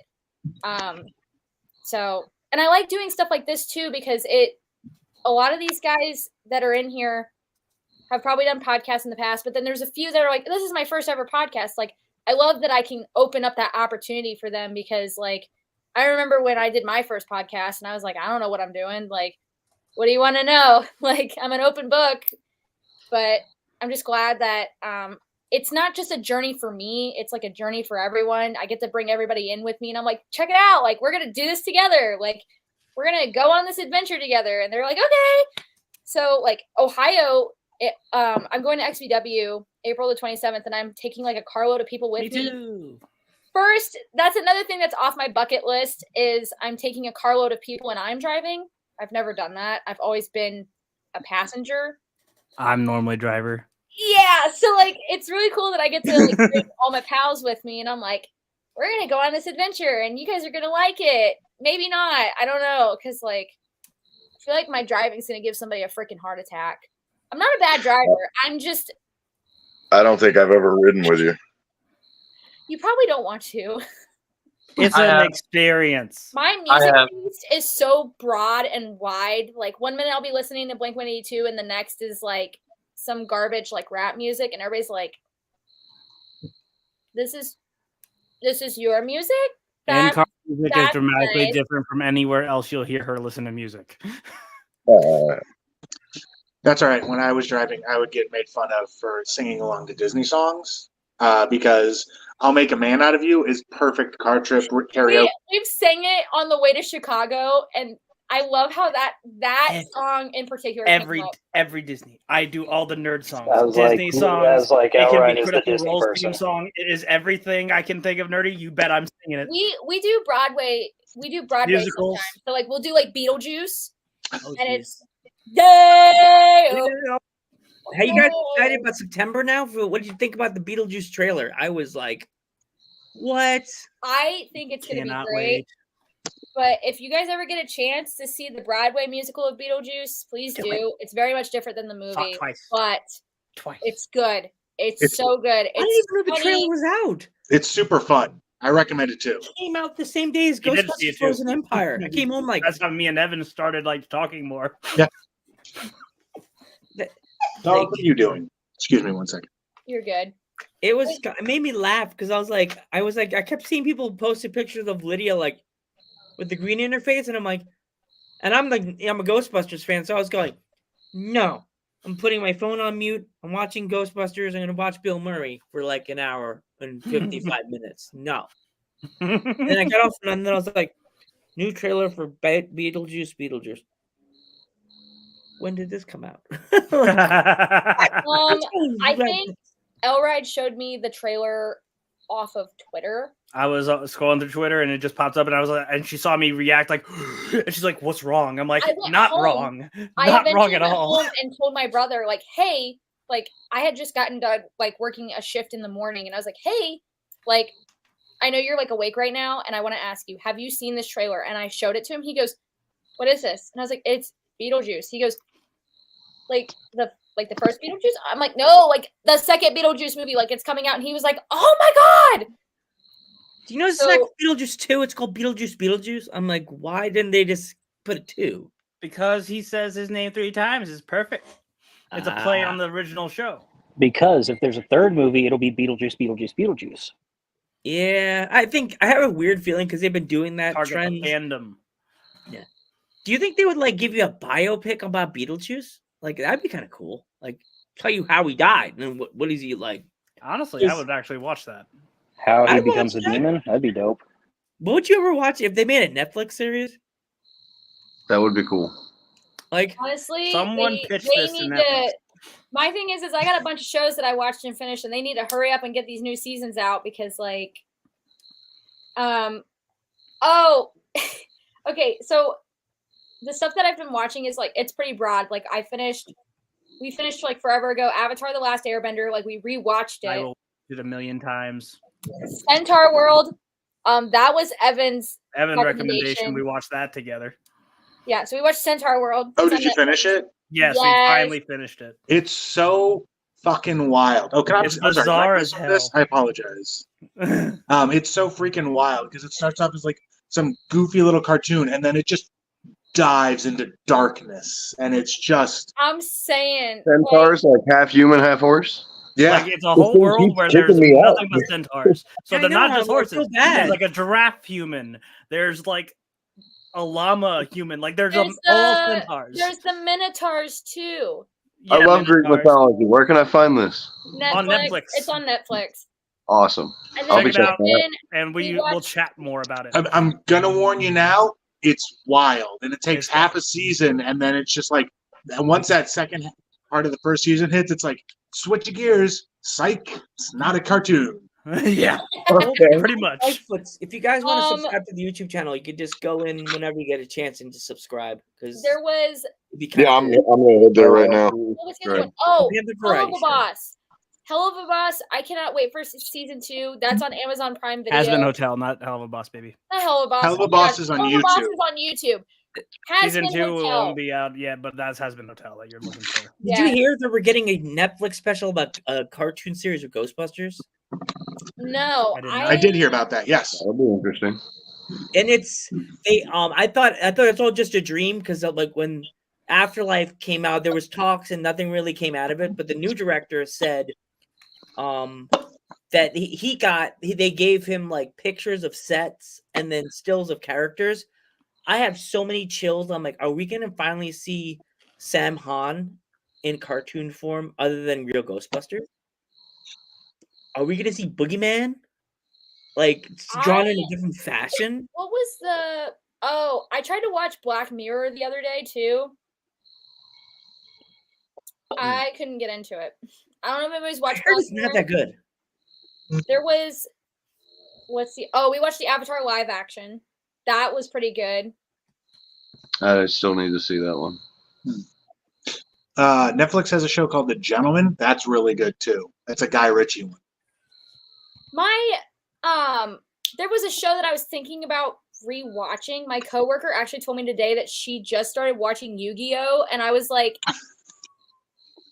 homie, like, where have you been? Because that was on the CW early in the morning. Like, you'd have breakfast as a kid and like sit in front of the TV and pop on the CW, and it was either like Sonic the Hedgehog or like Yu-Gi-Oh.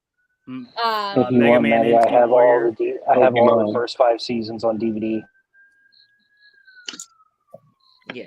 There was. I am a 30-year-old man, and I will still sit down and watch a whole season of Pokemon over a weekend and just enjoy some cereal. I was just showing get along too well. series, and they loved it. Like they really liked it. We would watch it in the mornings and like watch like one episode. For a while it was Pokemon versus Bluey, but like Pokemon soon enough phased out. What is the YouTube channel? Oh, I put it in the private chat.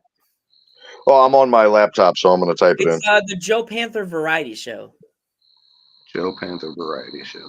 You know what? Since my parents gave me the Paramount, I now have a Paramount because it's the hub for Nickelodeon. So literally, me and my friend of last month, I literally watched every episode of Salute Your Shorts. Did you guys ever watch that show as a kid? What is it? Salute Your Shorts. Yes. I'm not familiar with it. Did you know? I was so weirded out when I got kind of like they're young. Yeah, teenage me. I put my hand on my chest and I was like, "Whoa! I can't believe this." It only I've has. subscribed, Joe. Thank you, big guy. 2 seasons, 5 episodes apiece. That's it. Y'all, we're about to go on a little bit of an investigation because I just had a phone number, an anonymous phone number, text me and say, "Hey, how are you?" And I said, "Who's this?" And new phone, who dis? Well, okay, hold on. So like, well, it's not it me. starts with a 443. What area code is that? What is it? Yeah, that doesn't sound familiar. No. Just be careful. You may be being. Delete the message and run away. I do that too. Hello, Madison. I'm asking you about your car insurance. How are you? I've been trying to reach you about your car's extended warranty. Bro, I drive a 2008. Get out of here. My name is Bob, and I'm calling from Tennessee. You don't sound like a Bob to me. I got like out of Tennessee, Bob. I had like 3 phone calls come in at once from a different phone number the other day, and my social battery was like not having it, so I was like, I'll tell you something. I'm Jenny. Is your name David? No. I'll tell you something funny about those. Looks like a David. I mean, I'm Jenny. Is your name David? I'll tell you something funny about those scammer calls. I didn't know that your first name. I got a voicemail saying something about my health insurance, right? And I have like the bare minimum insurance. Okay. So I'm like, okay, like I won't listen to this stupid voicemail. It's probably a scam. Well, they called me again and they're like, yeah, you don't have insurance. And I'm like, really? Who's my insurance provider? And they were like, what's your member number? And I'm like, nope, you can't have that. And block. I was like, I didn't know that your first name. I get because it's like, they're like, hey, is this so and so? And I'm like, that sounds like a name for a 60-year-old man. Do I sound like that? No, I also love that I rent my own house. But I love when people come up to my door and they're like, hi, are your parents home? And I'm like, no, they're at work, but I can take a message. Oh gosh, we have not knowing that I am a grown woman. That I am a grown woman. You need to share it on the thing. We lost all our people. Everybody's gone now. They left us. They all left us. We're just talking. Oh no! I didn't know that when. Hold on. That your first name is called your good name. There is there's a random man. Your good name? There's a random man behind. I remember I had a scammer call, and at first, like Maddie, I thought it was a real call, and he was like, "And what is your good name?" And I'm like, "I don't know how good it is, but Jeremy." And he's like, "Well, no, your good name." I'm like, "Jeremy." Dilly looks so terrified right now. There was a man behind you. I didn't know who that was. You just bringing strangers on the stream now. Gosh, he turned off the camera. About to get murdered. Then the plot. Dilly, check your wallet. You're back on 3 back. Yeah, you're back. And if it's still there, grab me some chips before you leave. Yes, please. It's funny, when I was in ShopRite today, I actually picked up the Doritos, the old school Dorito bag with the yellow, with the old. You see, like I thought you were gonna say Doritos Jacked, and I was like, if they finally brought them back, my wallet is gonna do this thing where I'm gonna open it and moths are gonna fly out because I'm gonna be broke. You're talking the old school orange and white bag that was a very white. I was like, I'm gonna buy this. It's old school Doritos. Yeah, when Doritos couldn't afford a designer, that was like the lamest looking bag. I love all that nostalgic stuff. Watch that movie that they came out. The guy they came up with the spicy like food. That movie that was out during the pandemic. It was on Netflix. Probably not. I thought they were talking about a movie about Doritos. I'm like, who paid? It is. It was the guy that came up with the Doritos, the spicy, the tanginess in the Doritos. There's a guy he came up with. He's like, it needs something, a spice. So he had a family spice, and their family spice, and they came up with the Doritos, and that's why they're so like tangy. This got so. Where'd Austin go? I just realized he wasn't in here. I never said this had a track. What are you talking about? I'm saying though, because so many people have came in, and I didn't expect them to be here, and I was like, wait a minute, like, did I? Because I've been sharing the stream, like the actual stream itself, and then like the actual StreamYard like access where they can come in, and I'm like, oh, did I send you the wrong thing? But I'm glad you're here. Like, I don't care that you're here. Speaking of which, I feel bad. I didn't know that you could click the chat thing and see the comments, there were so many questions that people asked, and I couldn't see the comments, so totally ignored everybody. So private chat? I didn't see it either. All I saw was the private chat, and I was like, I can't see how many people's in here. And then it said comments, and I clicked comments, and I was like, whoa, there's like 30 questions in here. None of us answered. I had to put it in there because I'm so excited. I'm 15 subscribers away from 9. Hey, I got to take this call. Hang on. All right.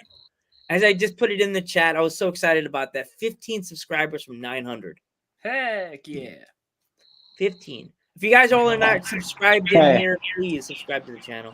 And Go ahead. Yeah. If you again, people that are watching, please donate to this awesome thing that we're doing for Maddie's uncle. The link's right over there. Like, click it, screenshot it, click it, grab it, and then Maddie, let's do more. If you want to try to do the raffle, if anybody wants to do it right now.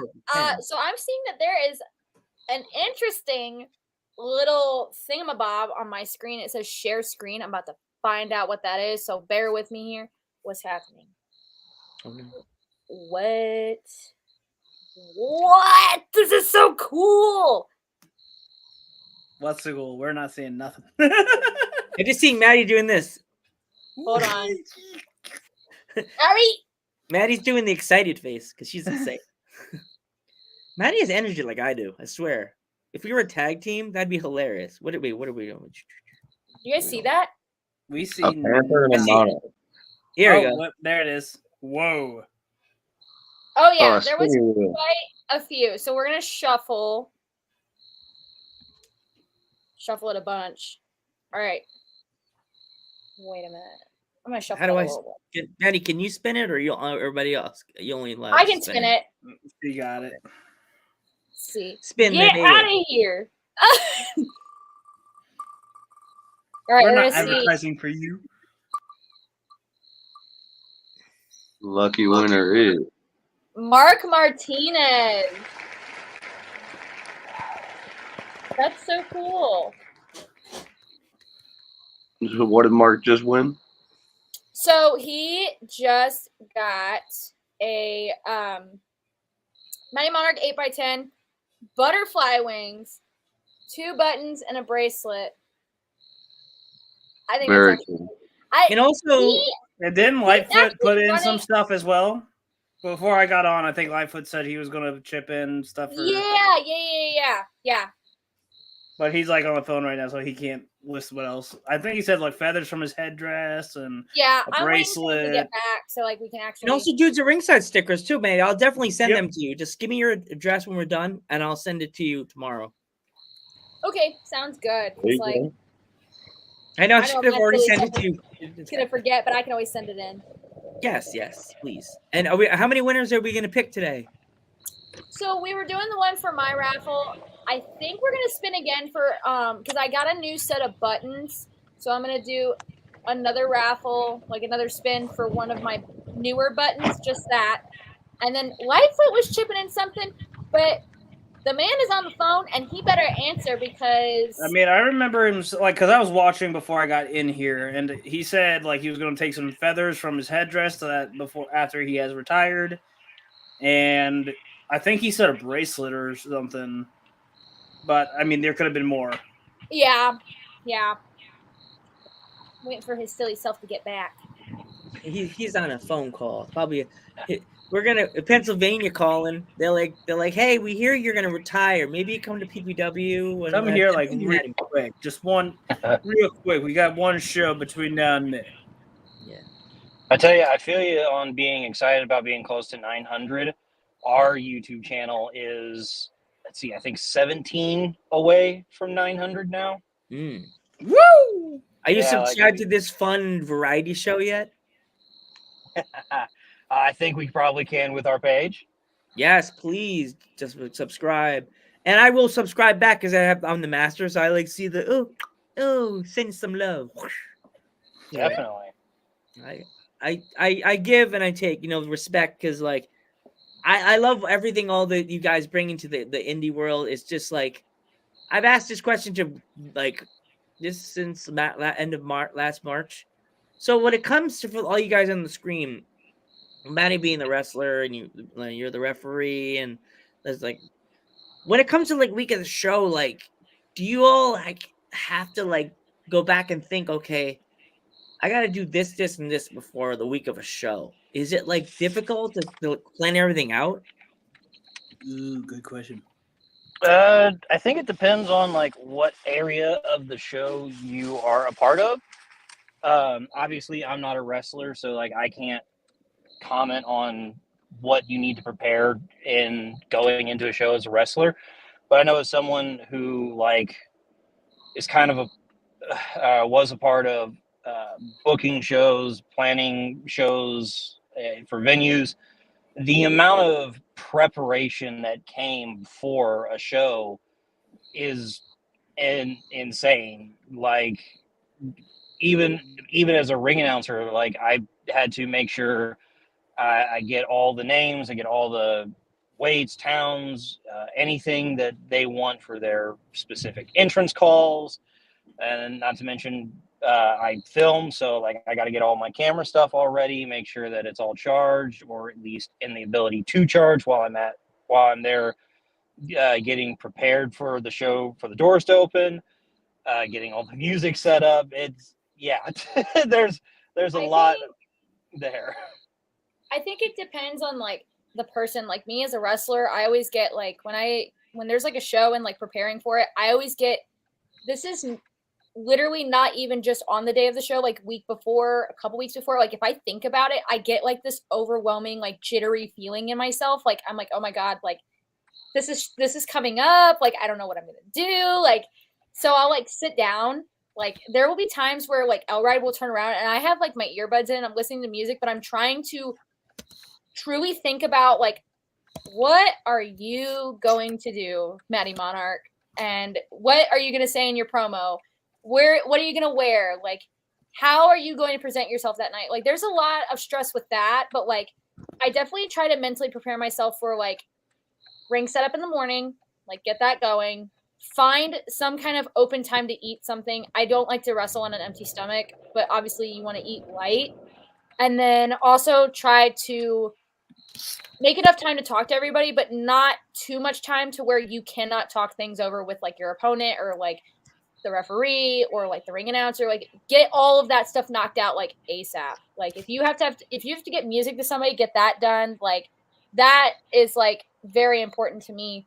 But I feel like everybody has their own stress with like shows. And to be honest, seeing a promoter and like what they do, I don't think I could ever run a show. Like that's something that I would like to do one day. But then again, I put that in my mind, like that's a lot of freaking stress.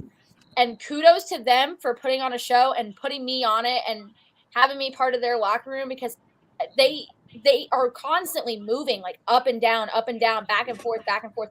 Hey, do you have this? Hey, are you ready? Is this done? Is this done? Like I would be in absolute overload and like just plop on the floor and be like, okay, I want to go home now. Like I can definitely tell you as like a former promoter, you don't sit down or do anything until the show is over and you're at home. Like you're there from, say the doors open at 6, you're there from almost 10, 11 o'clock in the morning, and you don't get to sit down until you're home and you're like, okay, it's over now, I can relax. Yeah. Yeah, definitely. Like, I always say you can always find the promoter at a show because you find them always doing laps. Yeah. But it's real because you just see them going. They're making sure everyone's like, "Hey, are you good?" Like because their job isn't just the show itself. There, a lot of them, at least the ones I've met, take it upon themselves to like check on the roster themselves and say, "Hey, you good? Is everything going well with you guys?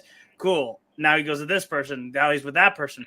So it's like, or she, because there's lady promoters out there, but they're always busy. And I've become close friends with people, and I've been around people who, as they were promoters, and I've never been remotely close enough to like being in that level of responsibility for a show. But like Maddie said, it's something we're very grateful for, just being offered a spot or making the chance to be part of their product, because that shows that they have some belief in you to be able to get that they think you can add something to their product.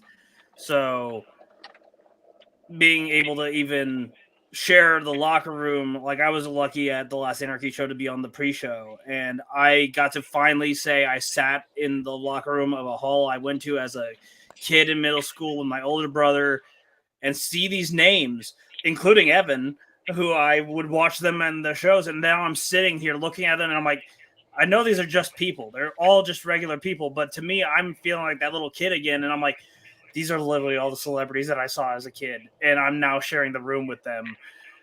And all I can do is hope that I can, like, the biggest thing for me when it comes to, like, the question of, like, how do we prepare for the shows beforehand is I have been, like, if I could get myself to do it, is I have to get past my mental blocks a lot. And they've been really hard lately because it's like, you feel like sometimes when you're around a locker room or anywhere, you don't want to show a lot of those like little issues of yours, because it's like you don't want to look or feel like you're going to be looked at as not. I don't even know how the best way of wording it could be, being in like just that right headspace, because over time you want to still be there. You want to be part of it at some point, and you don't want them to look at you and see you and not think you're in a state where you can do it. Because like Anarchy was a dream of mine. It's still a dream of mine. I'd love to be on the main show someday, but it's hard work. I've been going for 5 years and helping, whether it was tear down because I couldn't make it beforehand or whatever, and then helping with setups. And I finally, with it last year, got on my first pre-show with Madi in the tag match. So a lot of it is battling those mental battles and proving that you've got that resilience to not give into those thoughts of thinking you're lesser than and you can achieve what you want to achieve. Because that's most of my battles. Like, the only other thing I've ever done for a show besides wrestle for them has been help with the ring, help with getting maybe some information from people while the promoter can't get to them, or at our company, I bring the sound system. Like, I help lug some of the equipment there.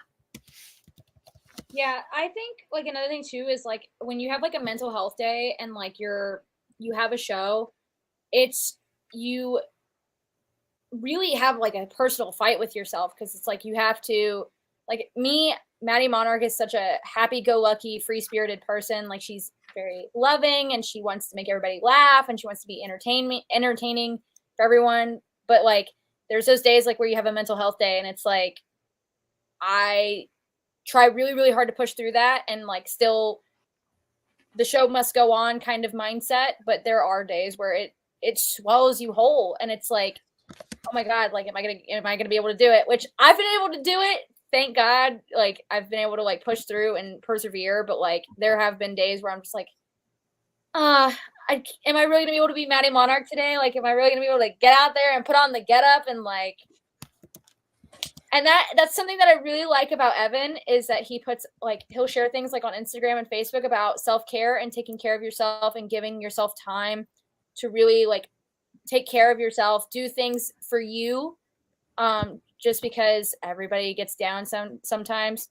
And I think we need more of that we really do share things like that. And we're like, hey, like, it's okay to have a down day and like take time for yourself. Because something that I used to do was like, I used to push so hard to be on like every show that I was on. And then like one time I just like cracked under pressure and I was like, I really need a break. I need a break. And everybody's like, wrestling will always be here. Like, the rest of your life like won't. So like, if you need to take time, like, it's always going to be here. Like, you can come back. And like, at first I didn't believe that, but then I started taking time for myself and like doing things that I needed to do. And COVID happened and I was right back on track, right back out there. So like, I think that's such a true statement that wrestling will always be here, whether you need to take time for yourself or like for your family or self-care, whatever it is, like, do it, you know? Welcome back, Lightfoot. Hey, thank you. I haven't heard an answer from the professional nobody though about this. What? About how do you prepare yourself for like show days and stuff? Man, I just wake up and I'm just like, let's get this over with. No, I'm sorry I stepped out so suddenly, guys. It was a family emergency. I had to take that call, but everything's good now. So Okay, well, good. that's the most important thing. As long as everything's okay. Yeah, everything's okay. If there was something up, I would have said like, but it's no biggie. You know, I'm just happy that I had a chance to have you on the show. We're here with, I know Maddie is so over the moon and over the sky, even though the moon was kind of like turning into the sun today. Awkward. Oh my gosh, that was the coolest thing ever. I'm so sad that we weren't in like an area of like totality or whatever, but it was still really cool. I was like, I said to I work with kids, so I was like, hey guys, the moon and the sun right now look like a banana. And they were like, what? So they like put their glasses on and they're like, it does look like a banana. And I was just like, yay, Austin's back. We got everybody's back. Yay. Hey, there we go. All the I was wondering where you went, bud. I do want to speak to what Maddie said, and I think Lightfoot will back me up on this. I came from a time when we didn't take care of ourselves. Like, there was a time I broke my foot, and a week later I was on a show, and my foot was just in a boot, and I still wrestled fully. There was a time where I was in Texas, and I broke my C7 spine. And then I had to get in a van and drive all the way back to St. Louis. And then a month later, I was already back in Texas wrestling with a damaged spine. Like, when I was coming up, you didn't take time off. Mental health wasn't a thing. No. And you lost your booking. You lost your booking if you did that. There was no. They didn't. It's not that they didn't care, but they had. You were a contractor, and you're written into a certain story, and if you can't be there, somebody needs to take that spot. And I'm right there with you, brother. I wrestled with a shattered shoulder. I wrestled with a broken ankle, and it's not that we're tougher. It's not that we're dumber, because if we could have took the time, we would have. But I think there is a thing that we are dumber. We are dumber for wrestling on a broken foot and with a busted spine. Man, fuck the bookings at that point. But well, it's like, look at Hawk when they did the first scaffold match.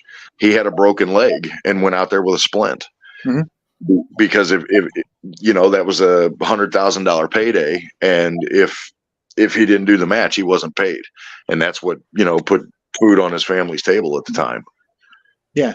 And that's why I'm really thankful for today, is because now all this stuff is taken more seriously. And now communication is key in everything. And communication is so much better in today than it was back then. Like, I used to write down addresses in notebooks to drive to Texas, Oklahoma, New York, fucking California. And like, now I can just message the booker, hey, what's the address? I can put in my GPS. Or, hey, what was the name of that map book we used to have? Something Atlas. Yeah. I remember getting lost in Cleveland, getting to a gas station and just buying a physical map to figure out where the booking was. I remember we used to print, like when I went on like family trips, like when I was a kid, we used to print out like a packet from MapQuest. Oh yeah. That's where I would write my directions down, because I didn't have the money to keep refilling the ink cartridge because they were very expensive. Yeah. So I used to sit glued to the computer, writing down step by step, praying they were right. Because if you remember when MapQuest first came out, it told you that these are 85% accurate. And didn't even take into consideration construction at the time. Yes.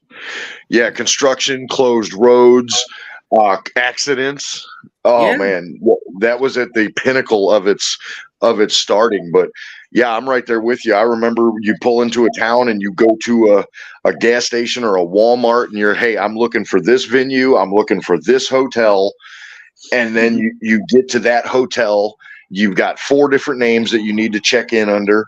And then you get to the venue, and if it's a venue that has multiple events going on that day, you don't know what lobby you're in. You don't know who's where. It was such a pain in the ass. It was fun. I wouldn't trade it for the world, but it was a pain in the ass back in the day.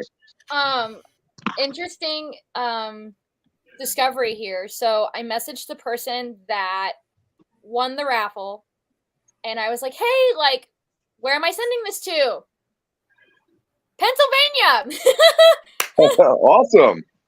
I love that. So I have to send stuff to Joe too. And that's great. Everything's going to Pennsylvania this week. Yay. Well, Keystone. Get that person's address, because you're probably going to be sending it out before my retirement, and I want the feathers to be legit. I don't want to do I like didn't know if you wanted to send it to the person that won my raffle, or if we wanted to spin again for separate on that. Let's I'm do up for another that. raffle. Let's do another one. Yeah. All right. That Mixer Lightfoot's here this time because he wasn't here for the last raffle. Yeah, I know. He was on the phone, and I was like, I was like, he's not going to know. Hey guys, All right. I apologize. I have to jump off. I have to put this kid down for a little bit, and then Brother, we totally understand. We definitely understand. Well, thanks for joining us. It was so great. Yeah. No, it was awesome to actually a have you pleasure, around, and good man. luck. Bye, Thank you. Evan. Thank See you. you, bud. Bye, guys. Bye. All right. So we're going to pull it up. Can you guys see it? Yeah. Let's gotta find where it give it a is. second. There is the wheel. The wheels are guessed. Okay, I just want to make sure it's there. All right. So here we go.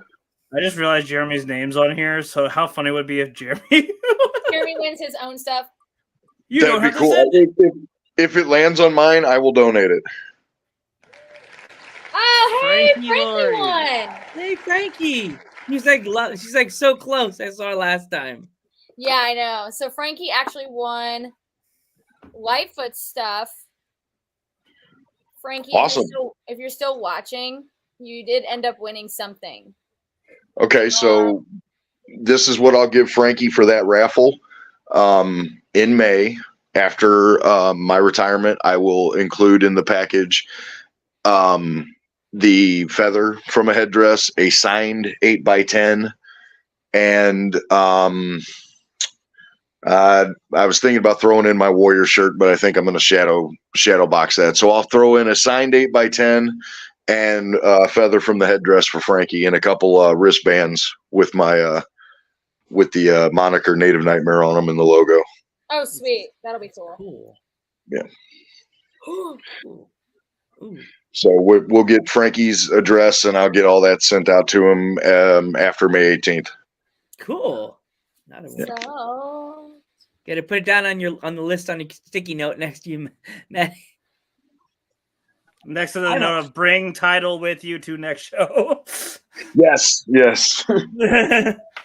I wish you had your daughter will kill you if you do not put this in your bag. Butterfly will be more like praying mantis if you do not.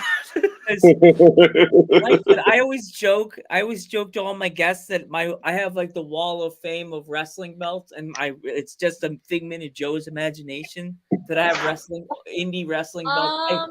What do I have? I will have the original MMWA Women's Championship. My belt that I had made, the Monarch Championship, it was just for fun. That was really cool.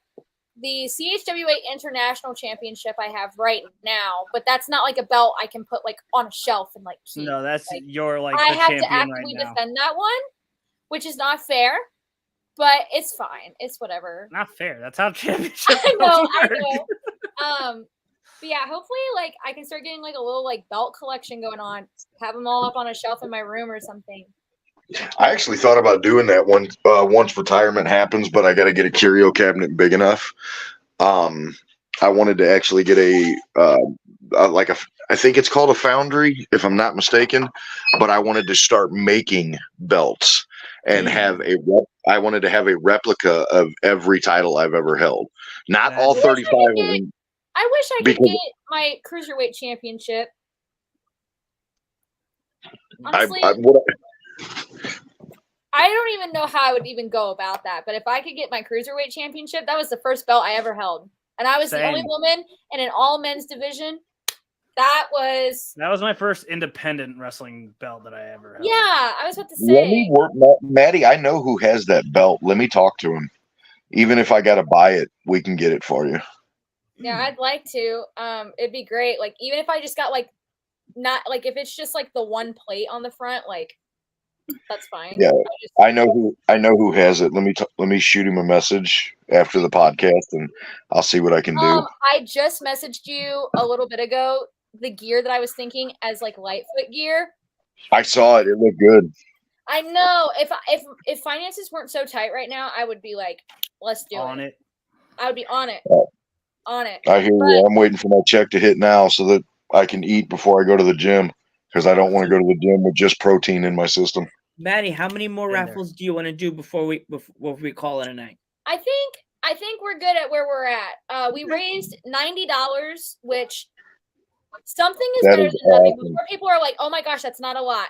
It's something better than nothing. No, and even a cent is more than enough. Like, just anyone being willing to give their money that they work for toward this cause makes it worth, like, that's amazing. Like, it's whether it's $1, $2, $5, $100, like, the more is amazing, but anything and everything counts.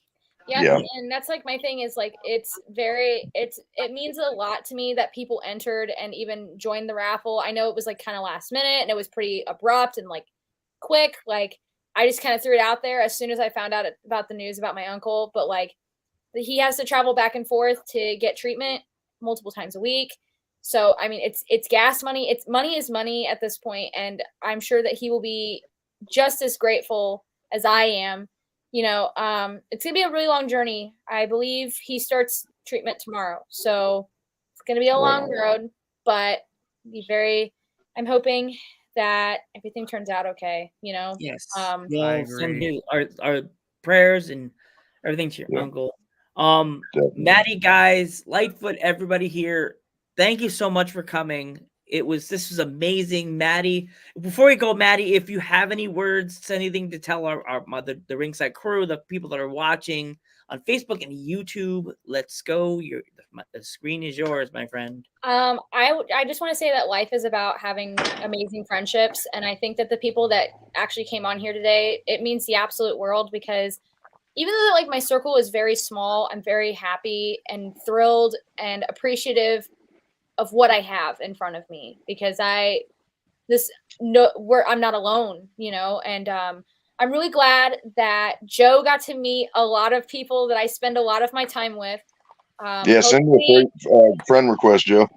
Yes, I will. Definitely will. I'll send you my. This opens up a door for you guys all to be a part of the podcast later. Maybe absolutely. To build a new friendship of some sorts. This has been great. Like, I've never been ran like a podcast of any kind on my own. I'm very glad that Joe helped me out and really gave me a platform to do that. And I really love you guys so much. And I'm so Michael Anthony, why did you give the angry face? What's that about? Who did that? Michael Anthony. I don't even know who that is. Michael. He probably, because he probably didn't win the raffle. It's okay.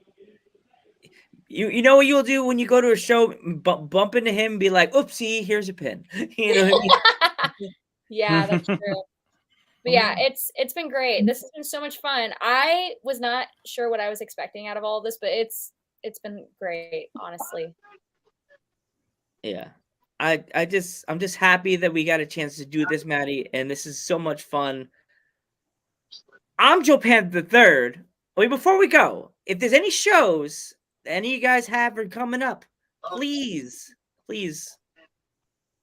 go ahead and shout it out.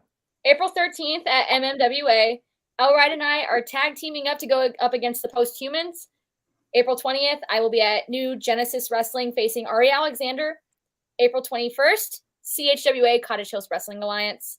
April 27th, XVW, also known as Extreme Valley Wrestling, in Fairborn, Ohio, against none other, the Bailey superfan, Izzy Marino.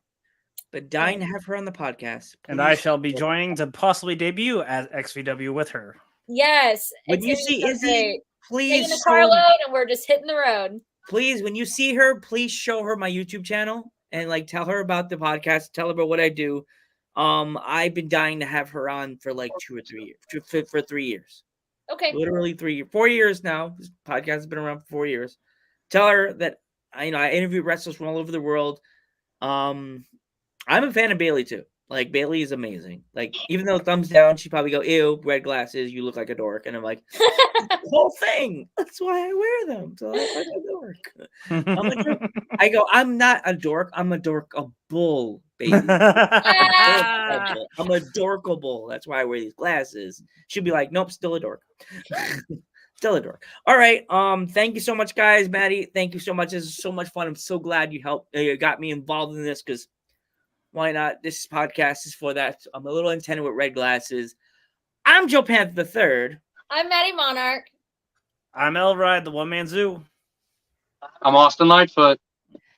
And we had our friend Lightfoot who had to go. And we will catch you in the next one.